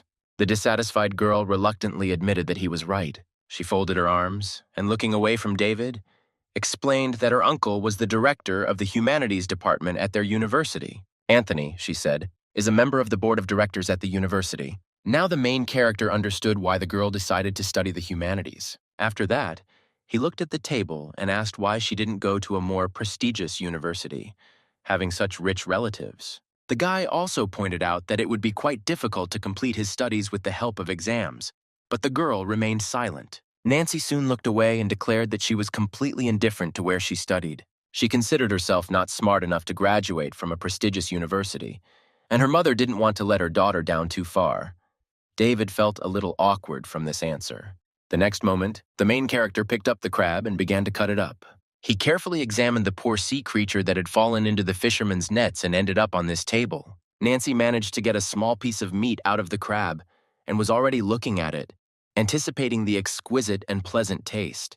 David put the meat in his mouth, thinking about his friend's prospects after the wedding, for which people like her were prepared. Suddenly, the guy distracted the girl from her meal with a question about whether she wanted to go abroad. She, pressing her hands to her chest, bitterly explained that her future had long been determined by the will of her parents. Suddenly, their conversation was interrupted by a man dressed in green clothes. A few moments later, the main character froze, seeing a rather strange picture in front of him. Rachel, who arrived at the restaurant, began to hug Nancy, who was confused. The head girl used her hand to turn the face of the university's most beautiful girl towards herself. David froze in amazement and felt very uncomfortable at the sight of this picture. The uninvited guest approached the displeased Nancy's face. The guy grabbed his head and understood why the girl's father was so delighted to see his daughter in the company of a young man. Suddenly, a woman approached the main character and asked him to go to Mr. Anthony, who wanted to talk to him. Rachel finally calmed down. Both girls wondered why the man needed David. As he approached the room he needed, he heard Ethan and his Anthony talking. They were discussing a recent incident that happened at the university. Nancy's father was very worried because he was afraid that his daughter might be in love with Rachel. Right at the door, David heard him say that their family's business should pass into the hands of the girl's future husband. The main character stood rooted to the spot, realizing the absurdity of the situation. He stood at the door for a while, thinking it would be stupid not to take advantage of such a chance, and the restaurant worker finally asked him to come inside. The guy came to his senses and decided to immediately open the door behind which a happy and prosperous future could await him. There he was greeted very friendly by Nancy's slightly plump father. Suddenly, everyone present noticed a bottle of alcohol and a glass in the young man's hands. He explained to Mr. Anthony that he felt it would be disrespectful to come empty-handed. The young man thanked the men for their hospitality and proposed raising a toast in their honor. Within a few seconds, David poured the contents of the bottle into a glass. The guy glanced at the men and prepared to make a toast. A few moments later, his glass touched Anthony's. Immediately after this, the main character and the man began to exchange thanks. Nancy's father raised the glass to his lips and began to drink the wine, noticing the boy's scrupulous adherence to etiquette. Meanwhile, the hero had already managed to treat Ethan to a drink. Anthony then approached David with a question regarding his unusual accent. The young man turned to him and explained that he had come here from the City of Dreams. According to him, he is not really familiar with the city, which is why he lives in a dormitory. Fortunately, the low workload of classes allows him to find free time for rest. The plump man put his hand to his chin and called the boy's birthplace a pretty good place. Anthony asked David to accompany his daughter more often on shopping trips and the like. He will also take on all monetary expenses. The main character became uncomfortable with excessive generosity. The young man tried to politely refuse, saying that he spent almost all his free time on self-study. He also mentioned Nancy's passion for spending time with girls. According to him, the girl is sitting at a table with her friend right now. Her father's face has turned pale. The man quickly wiped the sweat from his face with a towel and inquired about the identity of his daughter's friend who had come.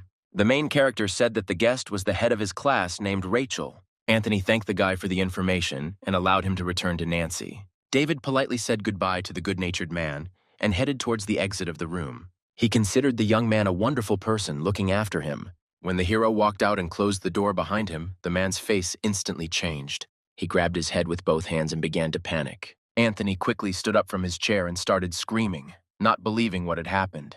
The plump man headed towards the exit to see his daughter and her friend in person, but his brother tried to stop him. Concerned, Ethan and Bruce advised him to wait a little before going down to the children. Hearing this, Anthony began to boil with anger. At this time, Nancy and Rachel looked at the main character who had just returned.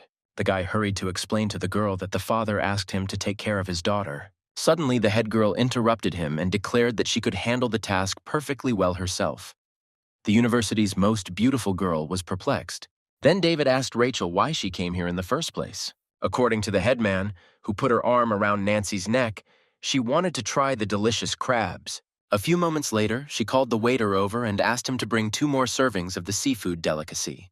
The guy sat down at the table and acknowledged Nancy's bad luck, who had the chance to meet not only her own father here, but also a girl she didn't like. Suddenly, the university's most beautiful woman removed Rachel's hand from her and declared that she would have to pay for herself. The headman sighed with displeasure and reluctantly agreed to fulfill her demand. She then pointed her finger at the hero and called him a two-faced guy who was trying to seduce every hottie in the university. Unexpectedly, Nancy refuted her words, explaining that she personally invited the guy to the restaurant. Word for word, the girls began a verbal altercation in which Rachel was clearly not on David's side. He got a little scared and asked the students not to involve him in their squabbles. Immediately after this, the young man took a glass of wine in his hand and wished his girlfriends many years of happiness. After drinking the contents, he smiled and turned away, clutching his head. At that very moment, the young man noticed Mr. Anthony standing on the stairs behind Rachel. Soon he heard the headman's words that she was going to go on a date with the university's most beautiful girl. The man was stunned. David noticed this, so he tried to silence Rachel. Suddenly, the plump man grabbed the railing of the stairs. The protagonist's eyes filled with fear, and a shudder ran through his body. The young man immediately jumped up in his chair. Mr. Anthony's blood pressure apparently rose. Nancy suggested that her comrades finally eat in peace, and the hero asked her to choose her every word carefully. After that, he pointed his fingers towards the girl's father standing on the stairs. She didn't get his hint and decided that the guy was trying to make fun of her along with Rachel. Suddenly, her gaze became truly frightening. She promised to take revenge on the guy if they were not now in an expensive restaurant. Anthony, who was standing nearby, overheard the conversation between his daughter and the young man. Tears of happiness appeared on the man's face. He decided that Nancy was interested in the main character, but his face immediately changed when he heard his daughter's words about the hero's plan to kill 2 birds with 1 stone. Rachel asked the girl to stop. In fact, the headman had feelings for David. She glared at the protagonist, not intending to let him get any attention from Nancy. Suddenly, the headman began to pull his hand towards the neck of the university's most beautiful girl. Rachel then suggested that the dissatisfied girl stop thinking about men and focus only on her. Mr. Anthony shuddered at these words. His worst fears were beginning to be confirmed. The man lowered his head in his opinion. Nancy was a lesbian, and a worried Bruce appeared behind him. Realizing this terrible truth, the girl's father stopped standing on his feet and began to fall. But a man with a scar on his face managed to grab him. Streams of bitter tears flowed down Anthony's cheeks. It was a huge tragedy not only for him, but for the whole family. Suddenly, the man finally came to his senses, turning his attention to David, who was sitting next to the girls. Soon, Anthony headed towards the guy. He was his last hope to save his daughter. Meanwhile, Rachel and Nancy were talking about the indecencies that the beauty allowed herself to do with Brittany. Then the girl with unusual eyes pointed at the hero, saying that her golden-haired friend was so naive and led that she would marry him at the first request. The headman's mouth opened in amazement, not believing such nonsense at all. Suddenly, Nancy suggested that David start dating Brittany to see Rachel's reaction. He was very uncomfortable. Anthony, who was nearby, mistakenly assumed that his daughter was using the young man as cover to then leave with her girlfriend. The man clenched his fist, not wanting to lose his beloved daughter. Then he approached the table. Nancy once again suggested that her friends finally start eating. Anthony asked an unobtrusive question about the taste of the dishes served. The girl was very surprised by his appearance. The plump man explained that he decided to go downstairs in order to meet his daughter's friend in person. Immediately after that, he greeted Rachel, who also greeted him in return. Anthony politely asked the girl about her parents and their well-being. Soon the main character had to observe a rather unpleasant picture. The headman had to answer strange questions that made her feel uncomfortable. David leaned on his arm and began to languish in anticipation of the end of this scene. Suddenly, Anthony turned to the young man and explained that his daughter had always been a little withdrawn, which was why she had so few true friends. After these words, the man put his hand on his shoulder and said that he liked him and Rachel. In addition, he suggested that they drop in to visit Nancy, and the young man had no choice but to agree. Then the school's most beautiful girl immediately sensed something was wrong, because her father was always strict with boys. She couldn't understand what was special about this guy. David noticed her looking at him. The main character smiled sweetly at the girl. The headman noted a strange friendliness that was not characteristic of Mr. Anthony. Nancy wondered why the young man began to smile. The girl with beautiful eyes glared at him angrily. Her eyes became attractive and frightening at the same time. She decided at all costs to find out the true reason for her father's sympathy for David. An hour later, the exhausted protagonist finally returned to his dorm. He soon noticed Mike and Ron inside the room, their faces rather grim. The boys couldn't decide for a few seconds which of them would tell David the news. The puzzled young man asked his comrades what was going on here. The big guy was sweating a little. They waited a long time for the hero to tell them everything. Finally, Ron began his story. A student named Richard asked about the main character. David grabbed his chin, trying to remember this guy. This student is the top student on the International Exchange student list. On top of everything else, he was Nancy's biggest fan, which greatly interested the young man. Immediately after this, the protagonist became immersed in thoughts about the true reason for Richard's search for him. David thanked the neighbors for the news. The guys smiled nervously at him. Mike looked at the hero and suggested that it had something to do with Nancy. He spread his hands and agreed with his comrade. Suddenly, Ron decided that the hero would decide to get rid of Richard, so he fearfully told about his important connections and passion for playing poker. The big guy was very scared for the student. He remembered the situation when David took a hammer out of his backpack. Suddenly, he had a vision of a young man sitting surrounded by garbage bags containing the bodies of his acquaintances. Ron was shaking, standing in place. The main character did not understand what was going on. Soon Mike patted his friend on the back and tried to calm him down. The big guy then told David that they needed to step outside for a bit. The young man suggested that the guys spend the night in the room more often, because his hammer is absolutely safe for his friends. Hearing this, Ron and Mike froze and turned pale. A few moments later, the frightened couple headed for the door. The hero waved after them. His comrades were more scared than he thought. After this, David sat down at his desk, deciding not to cross paths with Richard for now. He folded his arms and smiled contentedly as he sent Rachel a portion of the proceeds from the novel's contract. The young man already imagined how in the future he would become a big shot in a formal suit. The hero raised his fist, finding this prospect simply wonderful. A little later, the young man continued his correspondence with the writer, who thanked him for the opportunity to get rich. The girl finally realized her opportunity to earn a lot of money. David sighed happily. Soon she sent him a message complaining about the lack of money, because her friend had recently spent a large sum on a regular lunch. Rachel was in the bathroom telling Ham what happened in the restaurant. The main character quietly laughed, amused by his friend's reaction to Nancy's wealth. The disgruntled head girl wrote a message suggesting that if she earned a lot, she would be able to compete with the girl for David's heart. Rachel worked for a whole year, but still earned much less than Nancy. She was upset. Then the main character, with a smile on his face, suggested to the headman that he surpass the girl in another matter. For example, in beauty. The writer reread his message several times and thought about it. The next day, almost all the students looked at Rachel as she walked past. A few minutes later, she entered the classroom, capturing the attention of her classmates. Alan and his comrades stared at the girl, frozen in amazement. Today, the head woman put on some beautiful makeup and put on her best clothes. Not only guys, but other girls too were looking at her. Next, Rachel turned her attention to David, who decided to attend Thomas's lecture. The main character slowly turned his head towards her, expecting to see a beauty in front of him. A few seconds later, the headman sat down next to the young man. She turned her beautiful face to him and, smiling, wished him good morning. Suddenly, the guy turned away from her and sighed. David pointed out his friend's high spirits and unusual outfit, and she became nervous.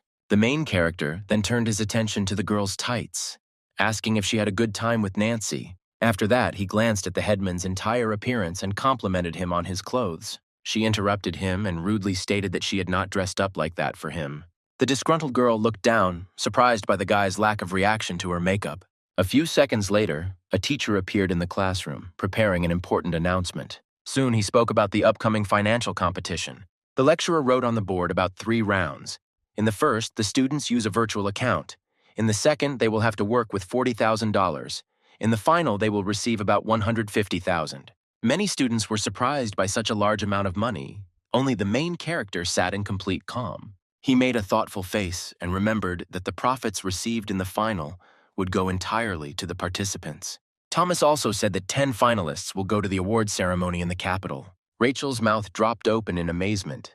This competition seemed quite intriguing to her. The man in glasses told those who wanted to participate to come to him for registration, and the best students would be exempt from the final exam. A few moments later, the class monitor stood up from her chair, showing the teacher her unusual outfit. David was surprised by his friend's desire to participate in this competition. She called it a great opportunity to earn a lot of money. The main character grimaced, dissatisfied with his friend's greed. Suddenly, Tina approached them and suggested that the guy register together. He looked at Rachel and remembered his past life, in which she had become a real disgrace to trading. The young man turned away, feeling a little sorry for his poor friend. The headman did not stop and did not pay attention to failures, thereby proving her fortitude and steadfastness. When the bell rang, Alan began to boast to his neighbor that he would easily surpass all the participants in the competition. Suddenly, Tina and Brittany flew past him like the wind. The narcissistic guy looked with displeasure at the girls hurrying to David. They hugged the young man and began to invite him to demonstrate his skills at the competition. This sight made Alan very angry. He clenched his fist tightly. The main character noticed this and had a bad feeling. David glanced at the guy and remembered that the relationship between him and Brittany in his past life began at this very competition. The hero also paid attention to Sam and Claire, who had already entered the top 3 traders in the class.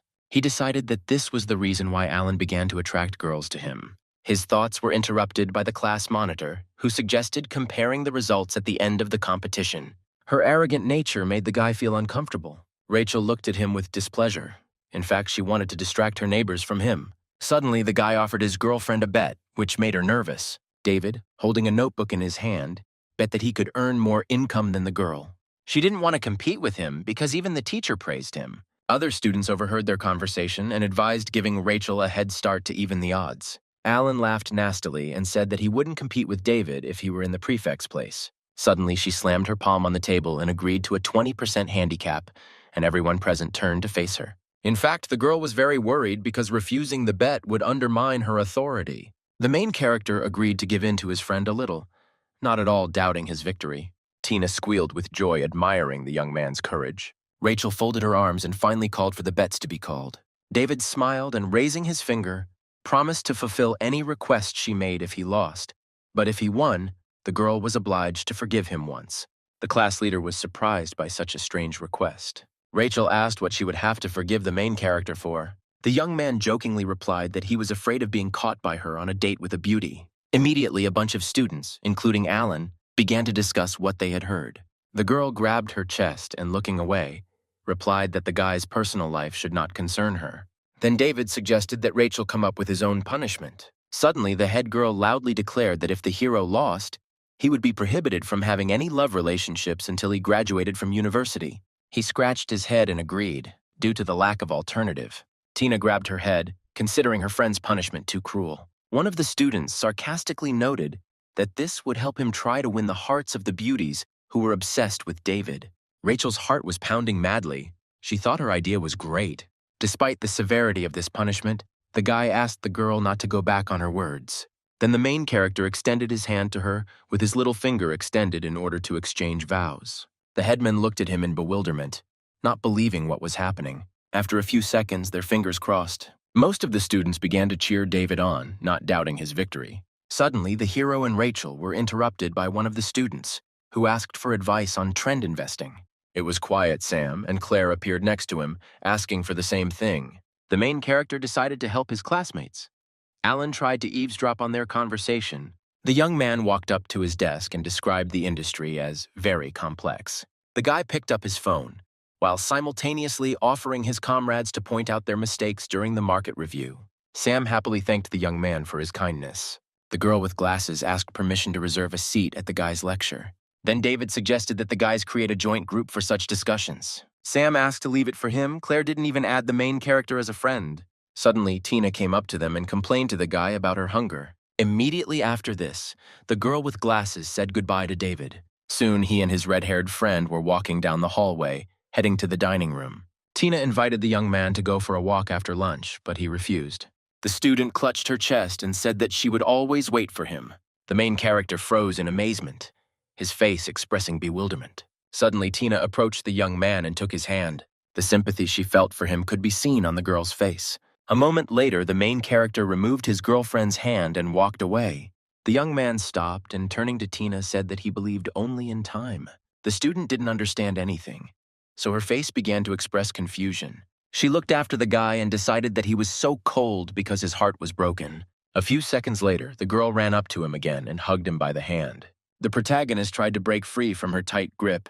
At the same moment, the system informed David about the increase in the level of one of his skills. After some time, he, introducing himself as Ham, made a publication in which he called himself a 35-year-old man and lied about his relationship with a student, Rachel.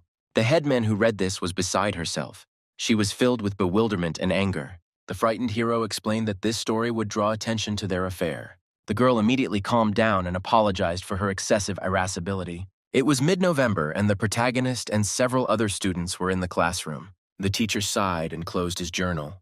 The man stood up from his chair and asked those present to pass on his request to the other students to bring their laptops to the next class.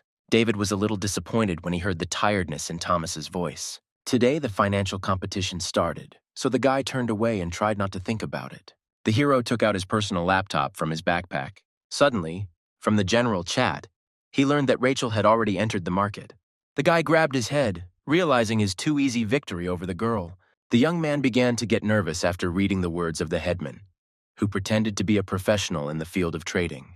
He didn't like the fact that some of his classmates simply flattered the innocent girl. Meanwhile, Brittany was bragging about her future victory with a frustrated Rachel sitting next to her. Suddenly, David received a message from her asking about useful promotions. Soon, the main character sent a screenshot of the most profitable promotion to the general chat. Suddenly, some students began to express their dissatisfaction with the fact that the guy was not following the pattern he taught them, and this made him nervous. A drop of sweat rolled down the young man's face as one of the participants decided to make him the target of criticism. David's attention was drawn to Rachel's interest in his strategy. The young man explained the meaning of his scheme to his comrades and felt incredibly cool.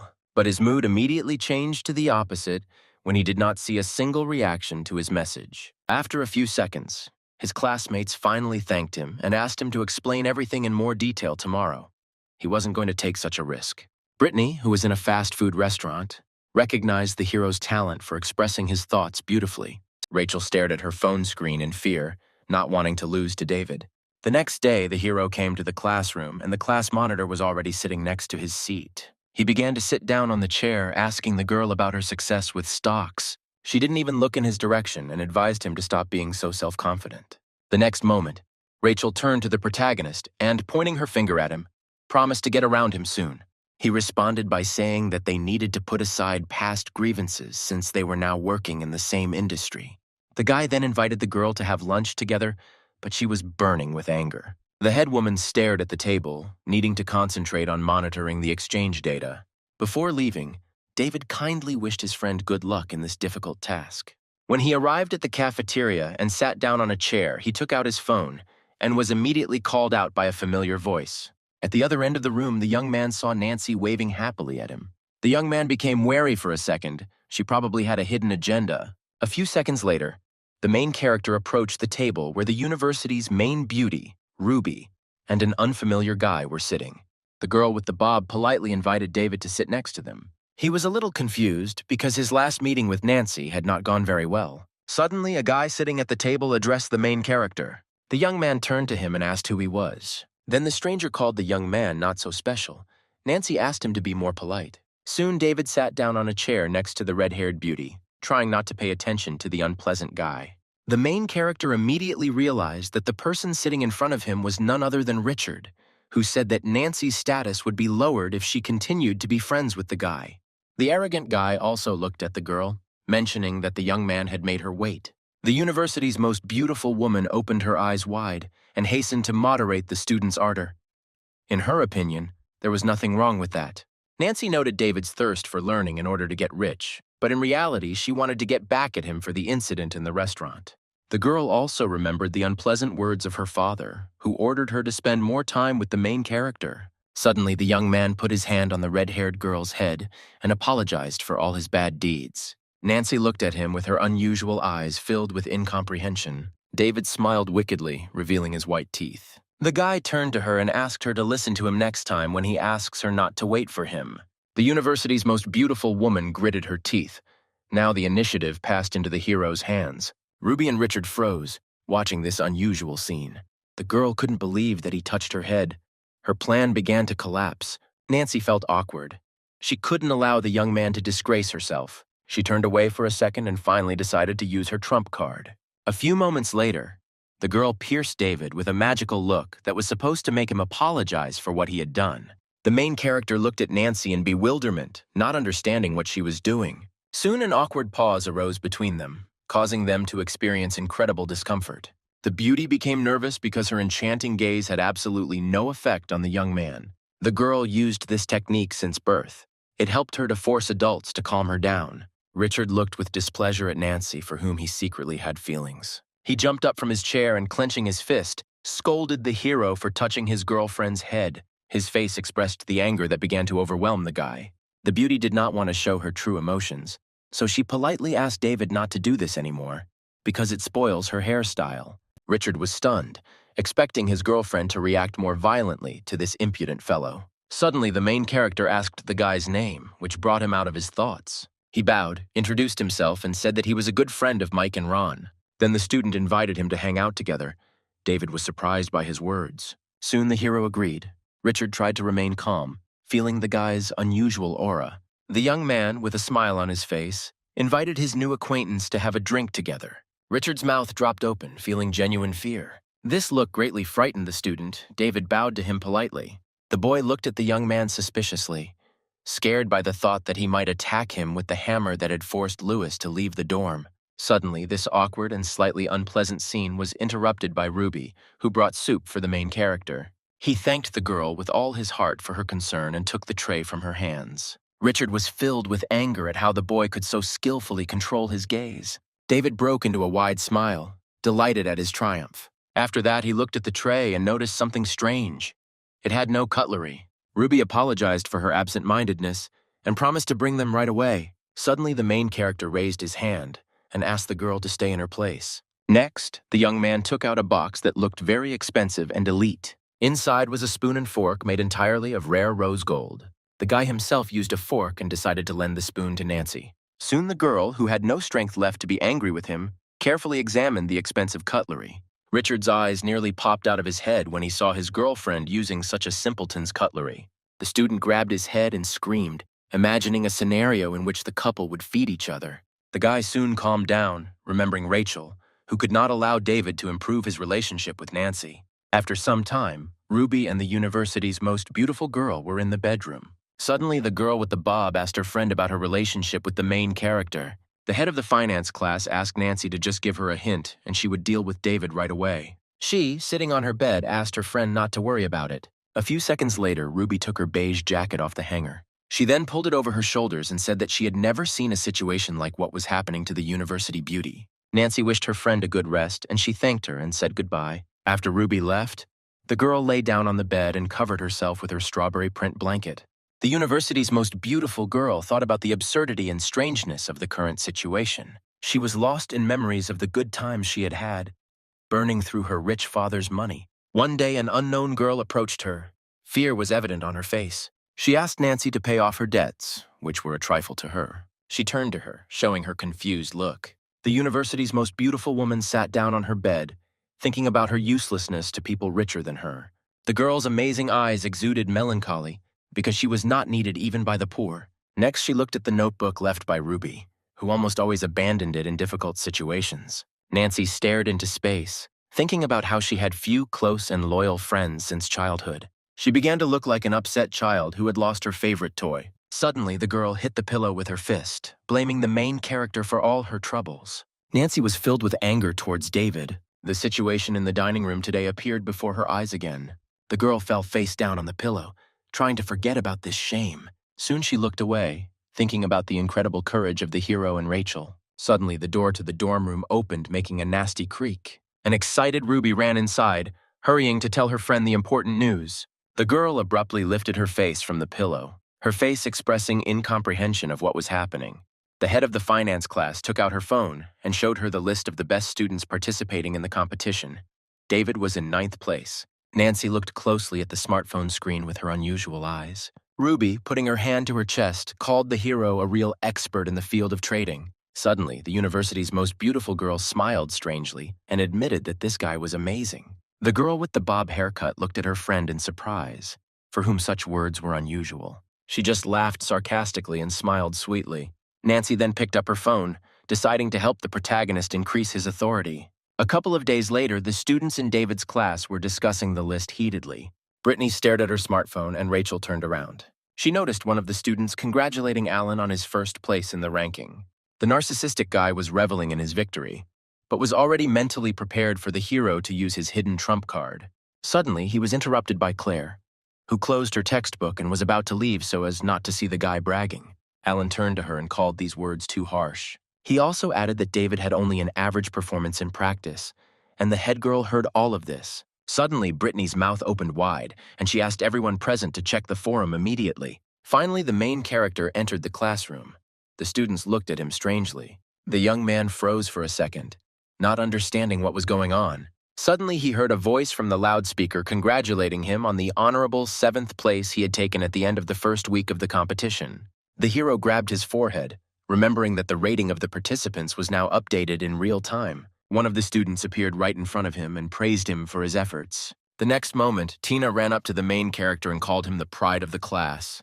The guy pushed his girlfriend away from him, and his other classmates also congratulated him. Among them was Sam, who noted the extraordinary courage of the young man. Soon, Alan appeared next to them, saying that he didn't even notice the young man. Suddenly, Tina opened her mouth in fear, because her friend might lose the bet.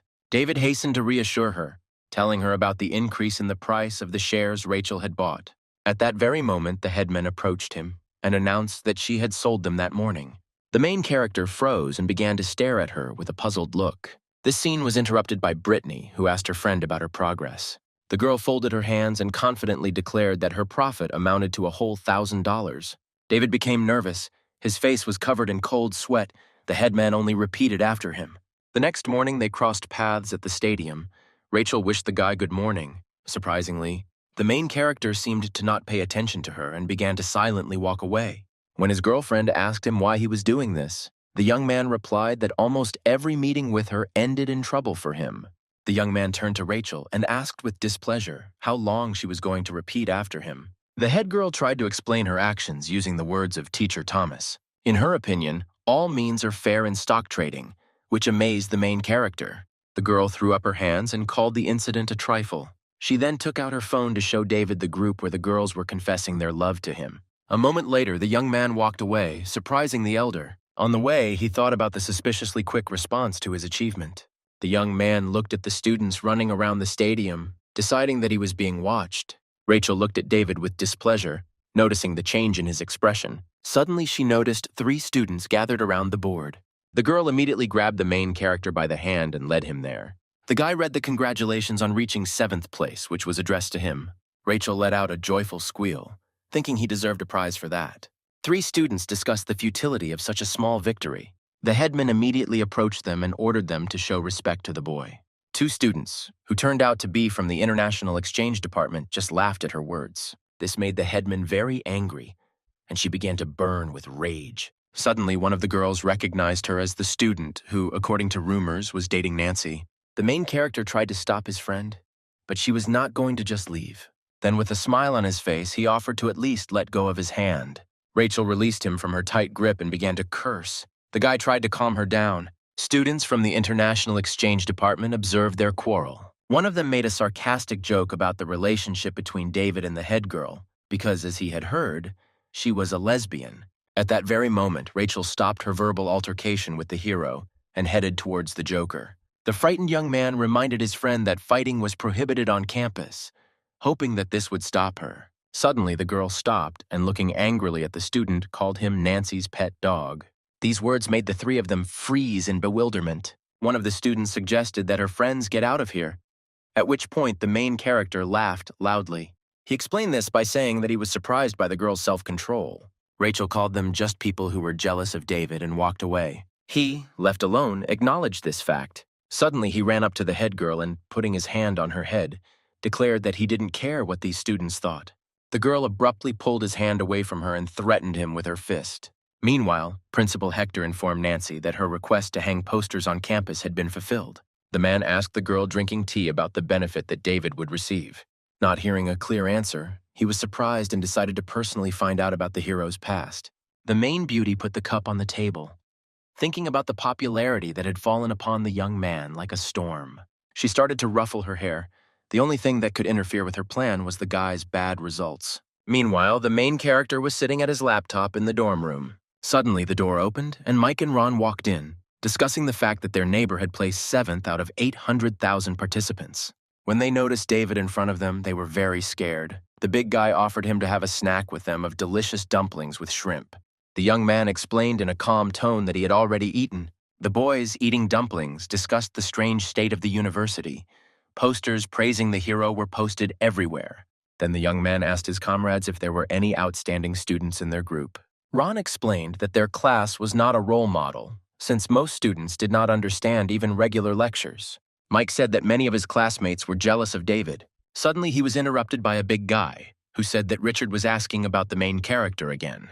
The guy in sunglasses admitted that the congratulations were too timely, since the end of the competition was still far away. He turned to the young man and admitted that the excessive attention being shown to him was very harmful. He looked at Mike silently. His words seemed quite wise to him. The young man then crossed his arms over his chest and stared at the wall, deciding that either Richard or Nancy could be behind all of this. The main character decided to deal with this issue himself. Mike and Ron decided to take a little walk. David's face fell. Now losing the competition would be a fatal blow to his reputation. He put his hands on the keyboard, wanting to earn a few more points to increase his chances of winning. A few minutes later, the stock market finally opened, and the guy was filled with motivation to be the best. 5 hours later, he happily noted that his profits had increased by as much as 25%. Now the main character reached for the laptop in order to stabilize his profits and not suffer losses in the future. At that very moment, his phone vibrated, receiving a message. In it, Rachel told him that Teacher Thomas wanted to see the two of them in his office, which made David wary.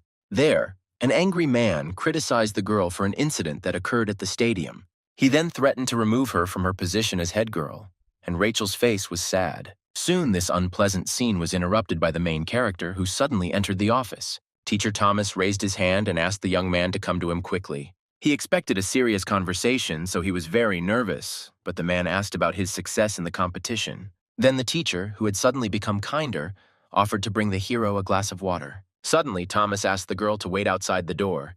She immediately headed for the exit. Rachel walked past David, making him feel slightly uncomfortable. After this, the man praised the young man, thanks to whom their department was now on everyone's lips. The main character raised his hand. He was afraid that the teacher wanted to scold him for what happened in the morning. In response to these concerns, Thomas only laughed. He had no desire to scold the student. David breathed a sigh of relief and, putting his hand to his chest, asked not to punish his friend because she only stood up for him.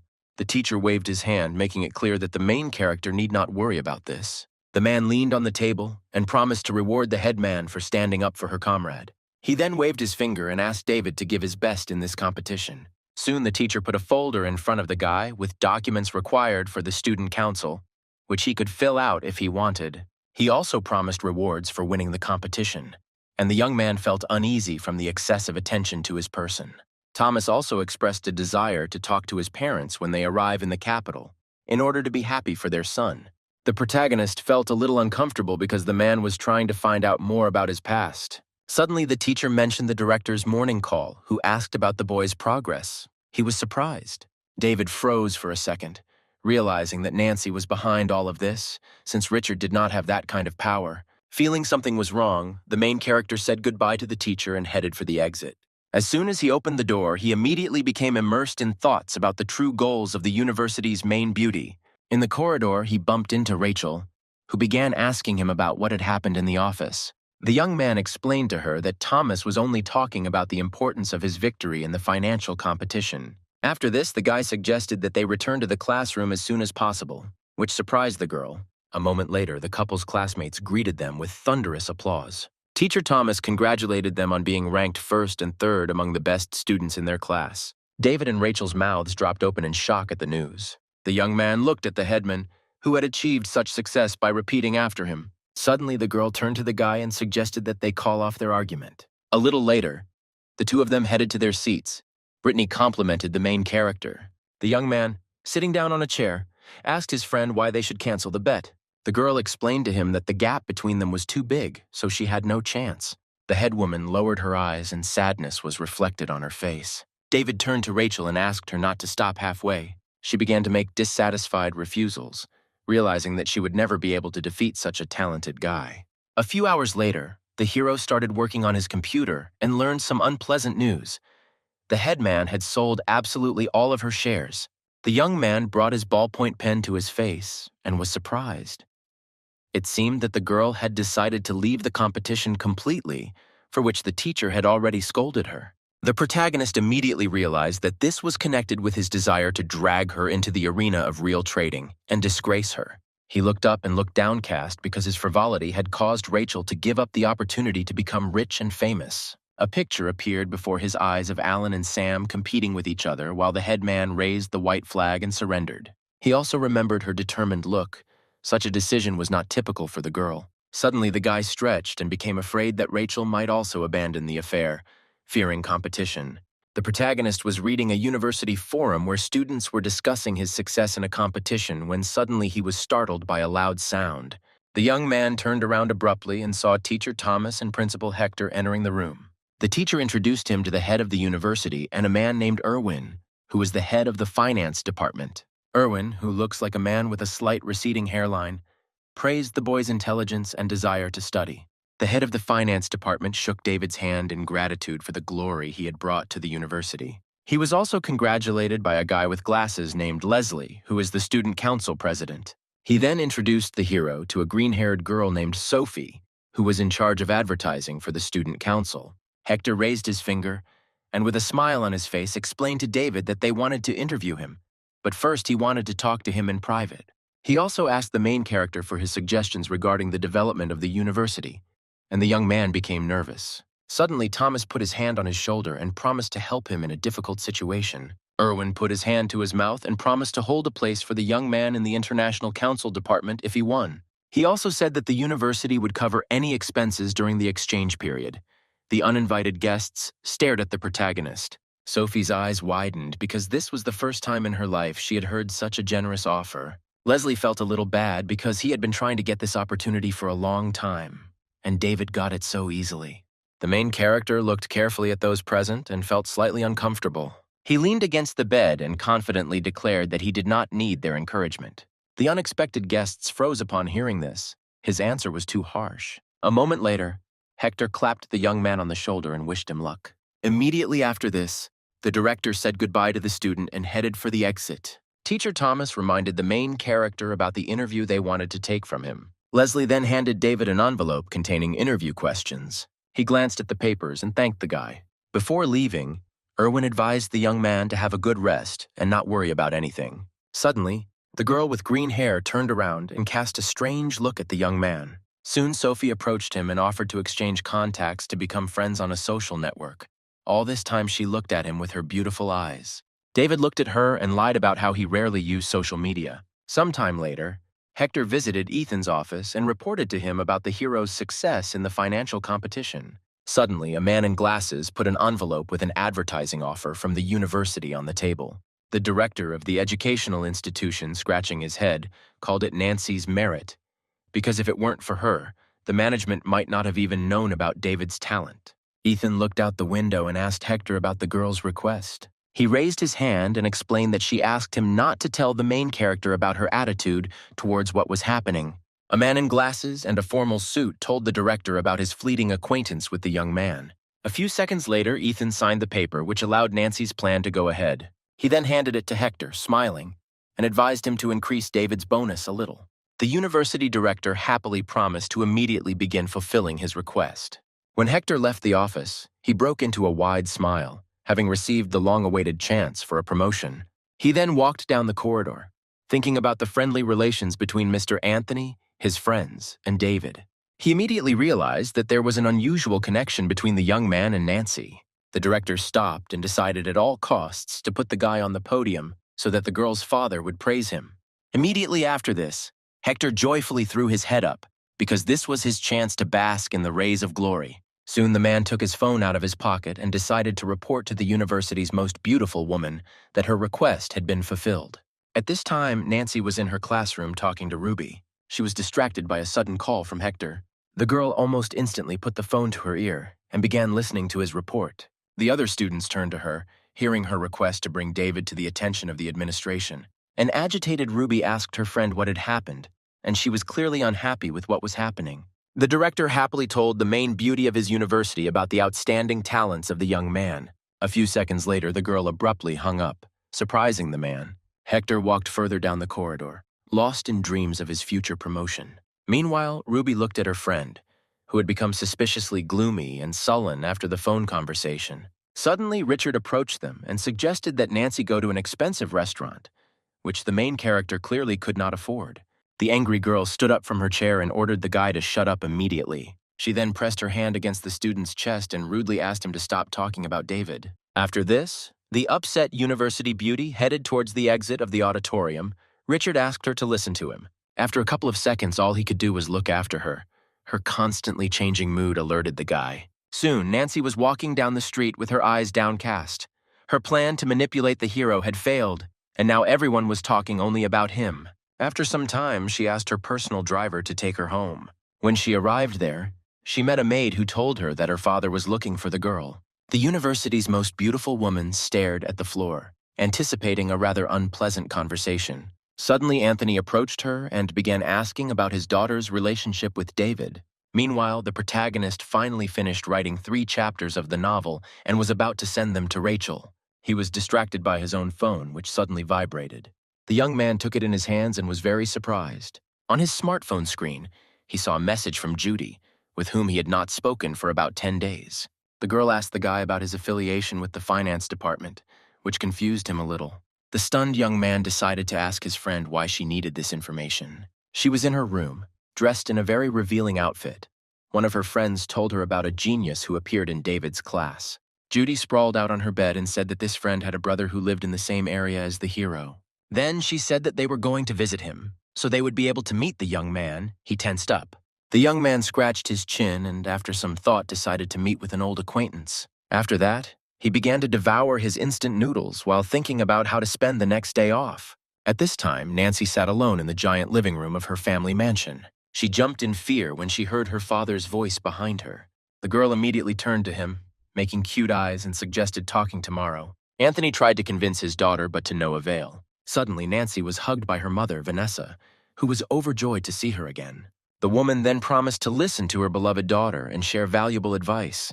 The girl closed her eyes and said that she was fine, so her parents had no reason to worry. Soon she asked her father why he started the conversation by mentioning David. The man hesitated a little and admitted to losing a fairly large sum of money during an unsuccessful trade in his shares. Dissatisfied with this, Nancy rather harshly scolded Anthony for such a frivolous attitude towards the family's finances. The girl's father coughed into his hand. Ethan told him about the talent of one of the students in the field of trading, so he asked his daughter to invite him here. The university's most beautiful girl made a displeased face, because this meant that she would have to bring David into her own home. Vanessa supported her husband and asked her daughter to do the same. The woman then put her hand on her shoulder and asked her not to worry about the family budget. Nancy became very nervous when she realized that her parents suspected her of having a love affair with the hero, which in fact did not exist. This made the girl jump up from the sofa and call David's visit to the house impossible. She turned to her mother and lied about her concerns that the boy was too young to give trading advice. A worried Vanessa tried to calm her daughter down and suggested testing the boy and inviting Rachel, with whom she thought Nancy was friends. Vanessa placed her hands on her chest and invited her daughter to have dinner with her new friends. Nancy reluctantly agreed and walked away, her mother feeling slightly embarrassed. When the girl disappeared from sight, her parents began to discuss her strange attitude towards the opposite sex. Vanessa put her index finger forward and spoke about the benefits of the protagonist's future visit. Her husband leaned back in his chair and expressed concern that his daughter might not appreciate their parental care. Anthony sighed heavily and looked down, because his little girl had grown up. The morning came and David was awakened by the sound of the telephone, so he tried to wake up. The guy picked up the phone and saw a notification on the screen. To his surprise, the hero received a sudden message from Nancy. The student went into the messenger and learned about a meeting scheduled for the following evening with the girl's father, who had heard about the student's success in the competition. The protagonist raised his heavy eyelids and saw another message. Rachel was also invited to the meeting. David soon recovered from the unexpected news and began to get out of bed. He climbed down from the second tier, deciding to meet with the headman an hour before the appointed meeting. The student went to the bathroom and started brushing his teeth. Suddenly, his phone vibrated. It was a message from Judy inviting the young man to have lunch together, as she would be arriving very soon. After some time, she was standing on the street in the company of her friend and animatedly looking at her watch, waiting for the main character to appear. Finally, she heard a painfully familiar voice and turned around happily. Behind her, Judy saw an attractive guy waving at her. The girl was very surprised and had difficulty recognizing her old friend in him. The student had changed a lot.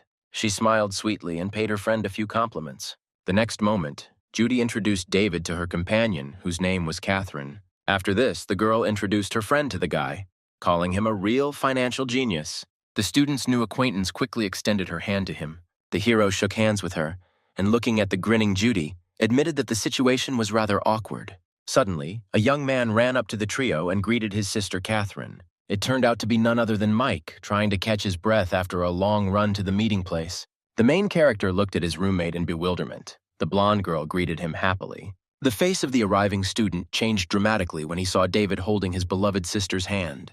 The next second, there was an awkward silence between them. Concerned, Catherine turned to her brother in fear, but he remained silent. Then she kindly asked Mike to come closer. The unsuspecting girl tried to introduce her brother to the hero. David's old friend clenched his fist, not believing that he had decided to court Catherine. Judy, realizing that the situation was tense, finally suggested that her friends have lunch. A few moments later, she handed David her bag and Catherine's bag so she wouldn't have to carry it herself. The girl then headed towards her friend and along the way thanked the young man for his help. The guy sighed heavily, looking after his friend walking ahead. Mike's eyes filled with fear, and beads of sweat began to roll down his face as he looked ahead. The main character walked between two girls, kindly helping them carry their bags. The guy was irritated by the smile on his roommate's face, plus he always carried his sister's bag. Mike was filled with anger, his teeth bared and his eyebrows tense. Immediately, a terrifying picture appeared before him, as if Catherine had married David, and he would now have to become his relative. Soon the hero turned to Mike, who was lagging behind, and began to turn his head. At that very moment, the guy, still not having recovered from his bad thoughts, loudly asked what his son-in-law was doing here. After this phrase, silence hung in the air.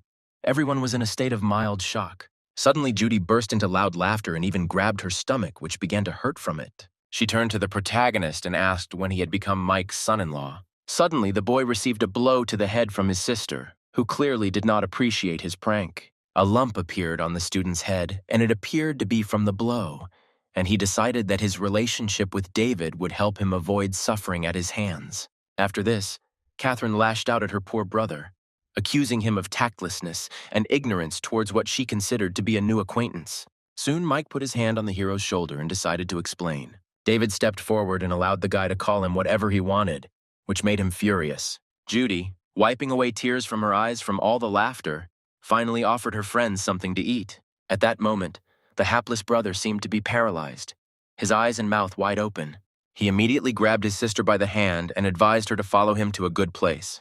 A little later, they entered a small cafeteria where there were several people. Suddenly, Judy accidentally slipped and began to fall on the floor, but the main character caught her in time. The girl instantly stood up and glanced at the student, who, apparently, had gotten the hang of it by helping his other friends. Suddenly, they were interrupted by a loud female voice calling out to the hero. Behind her, Judy saw a girl with short red hair, wearing a pink top.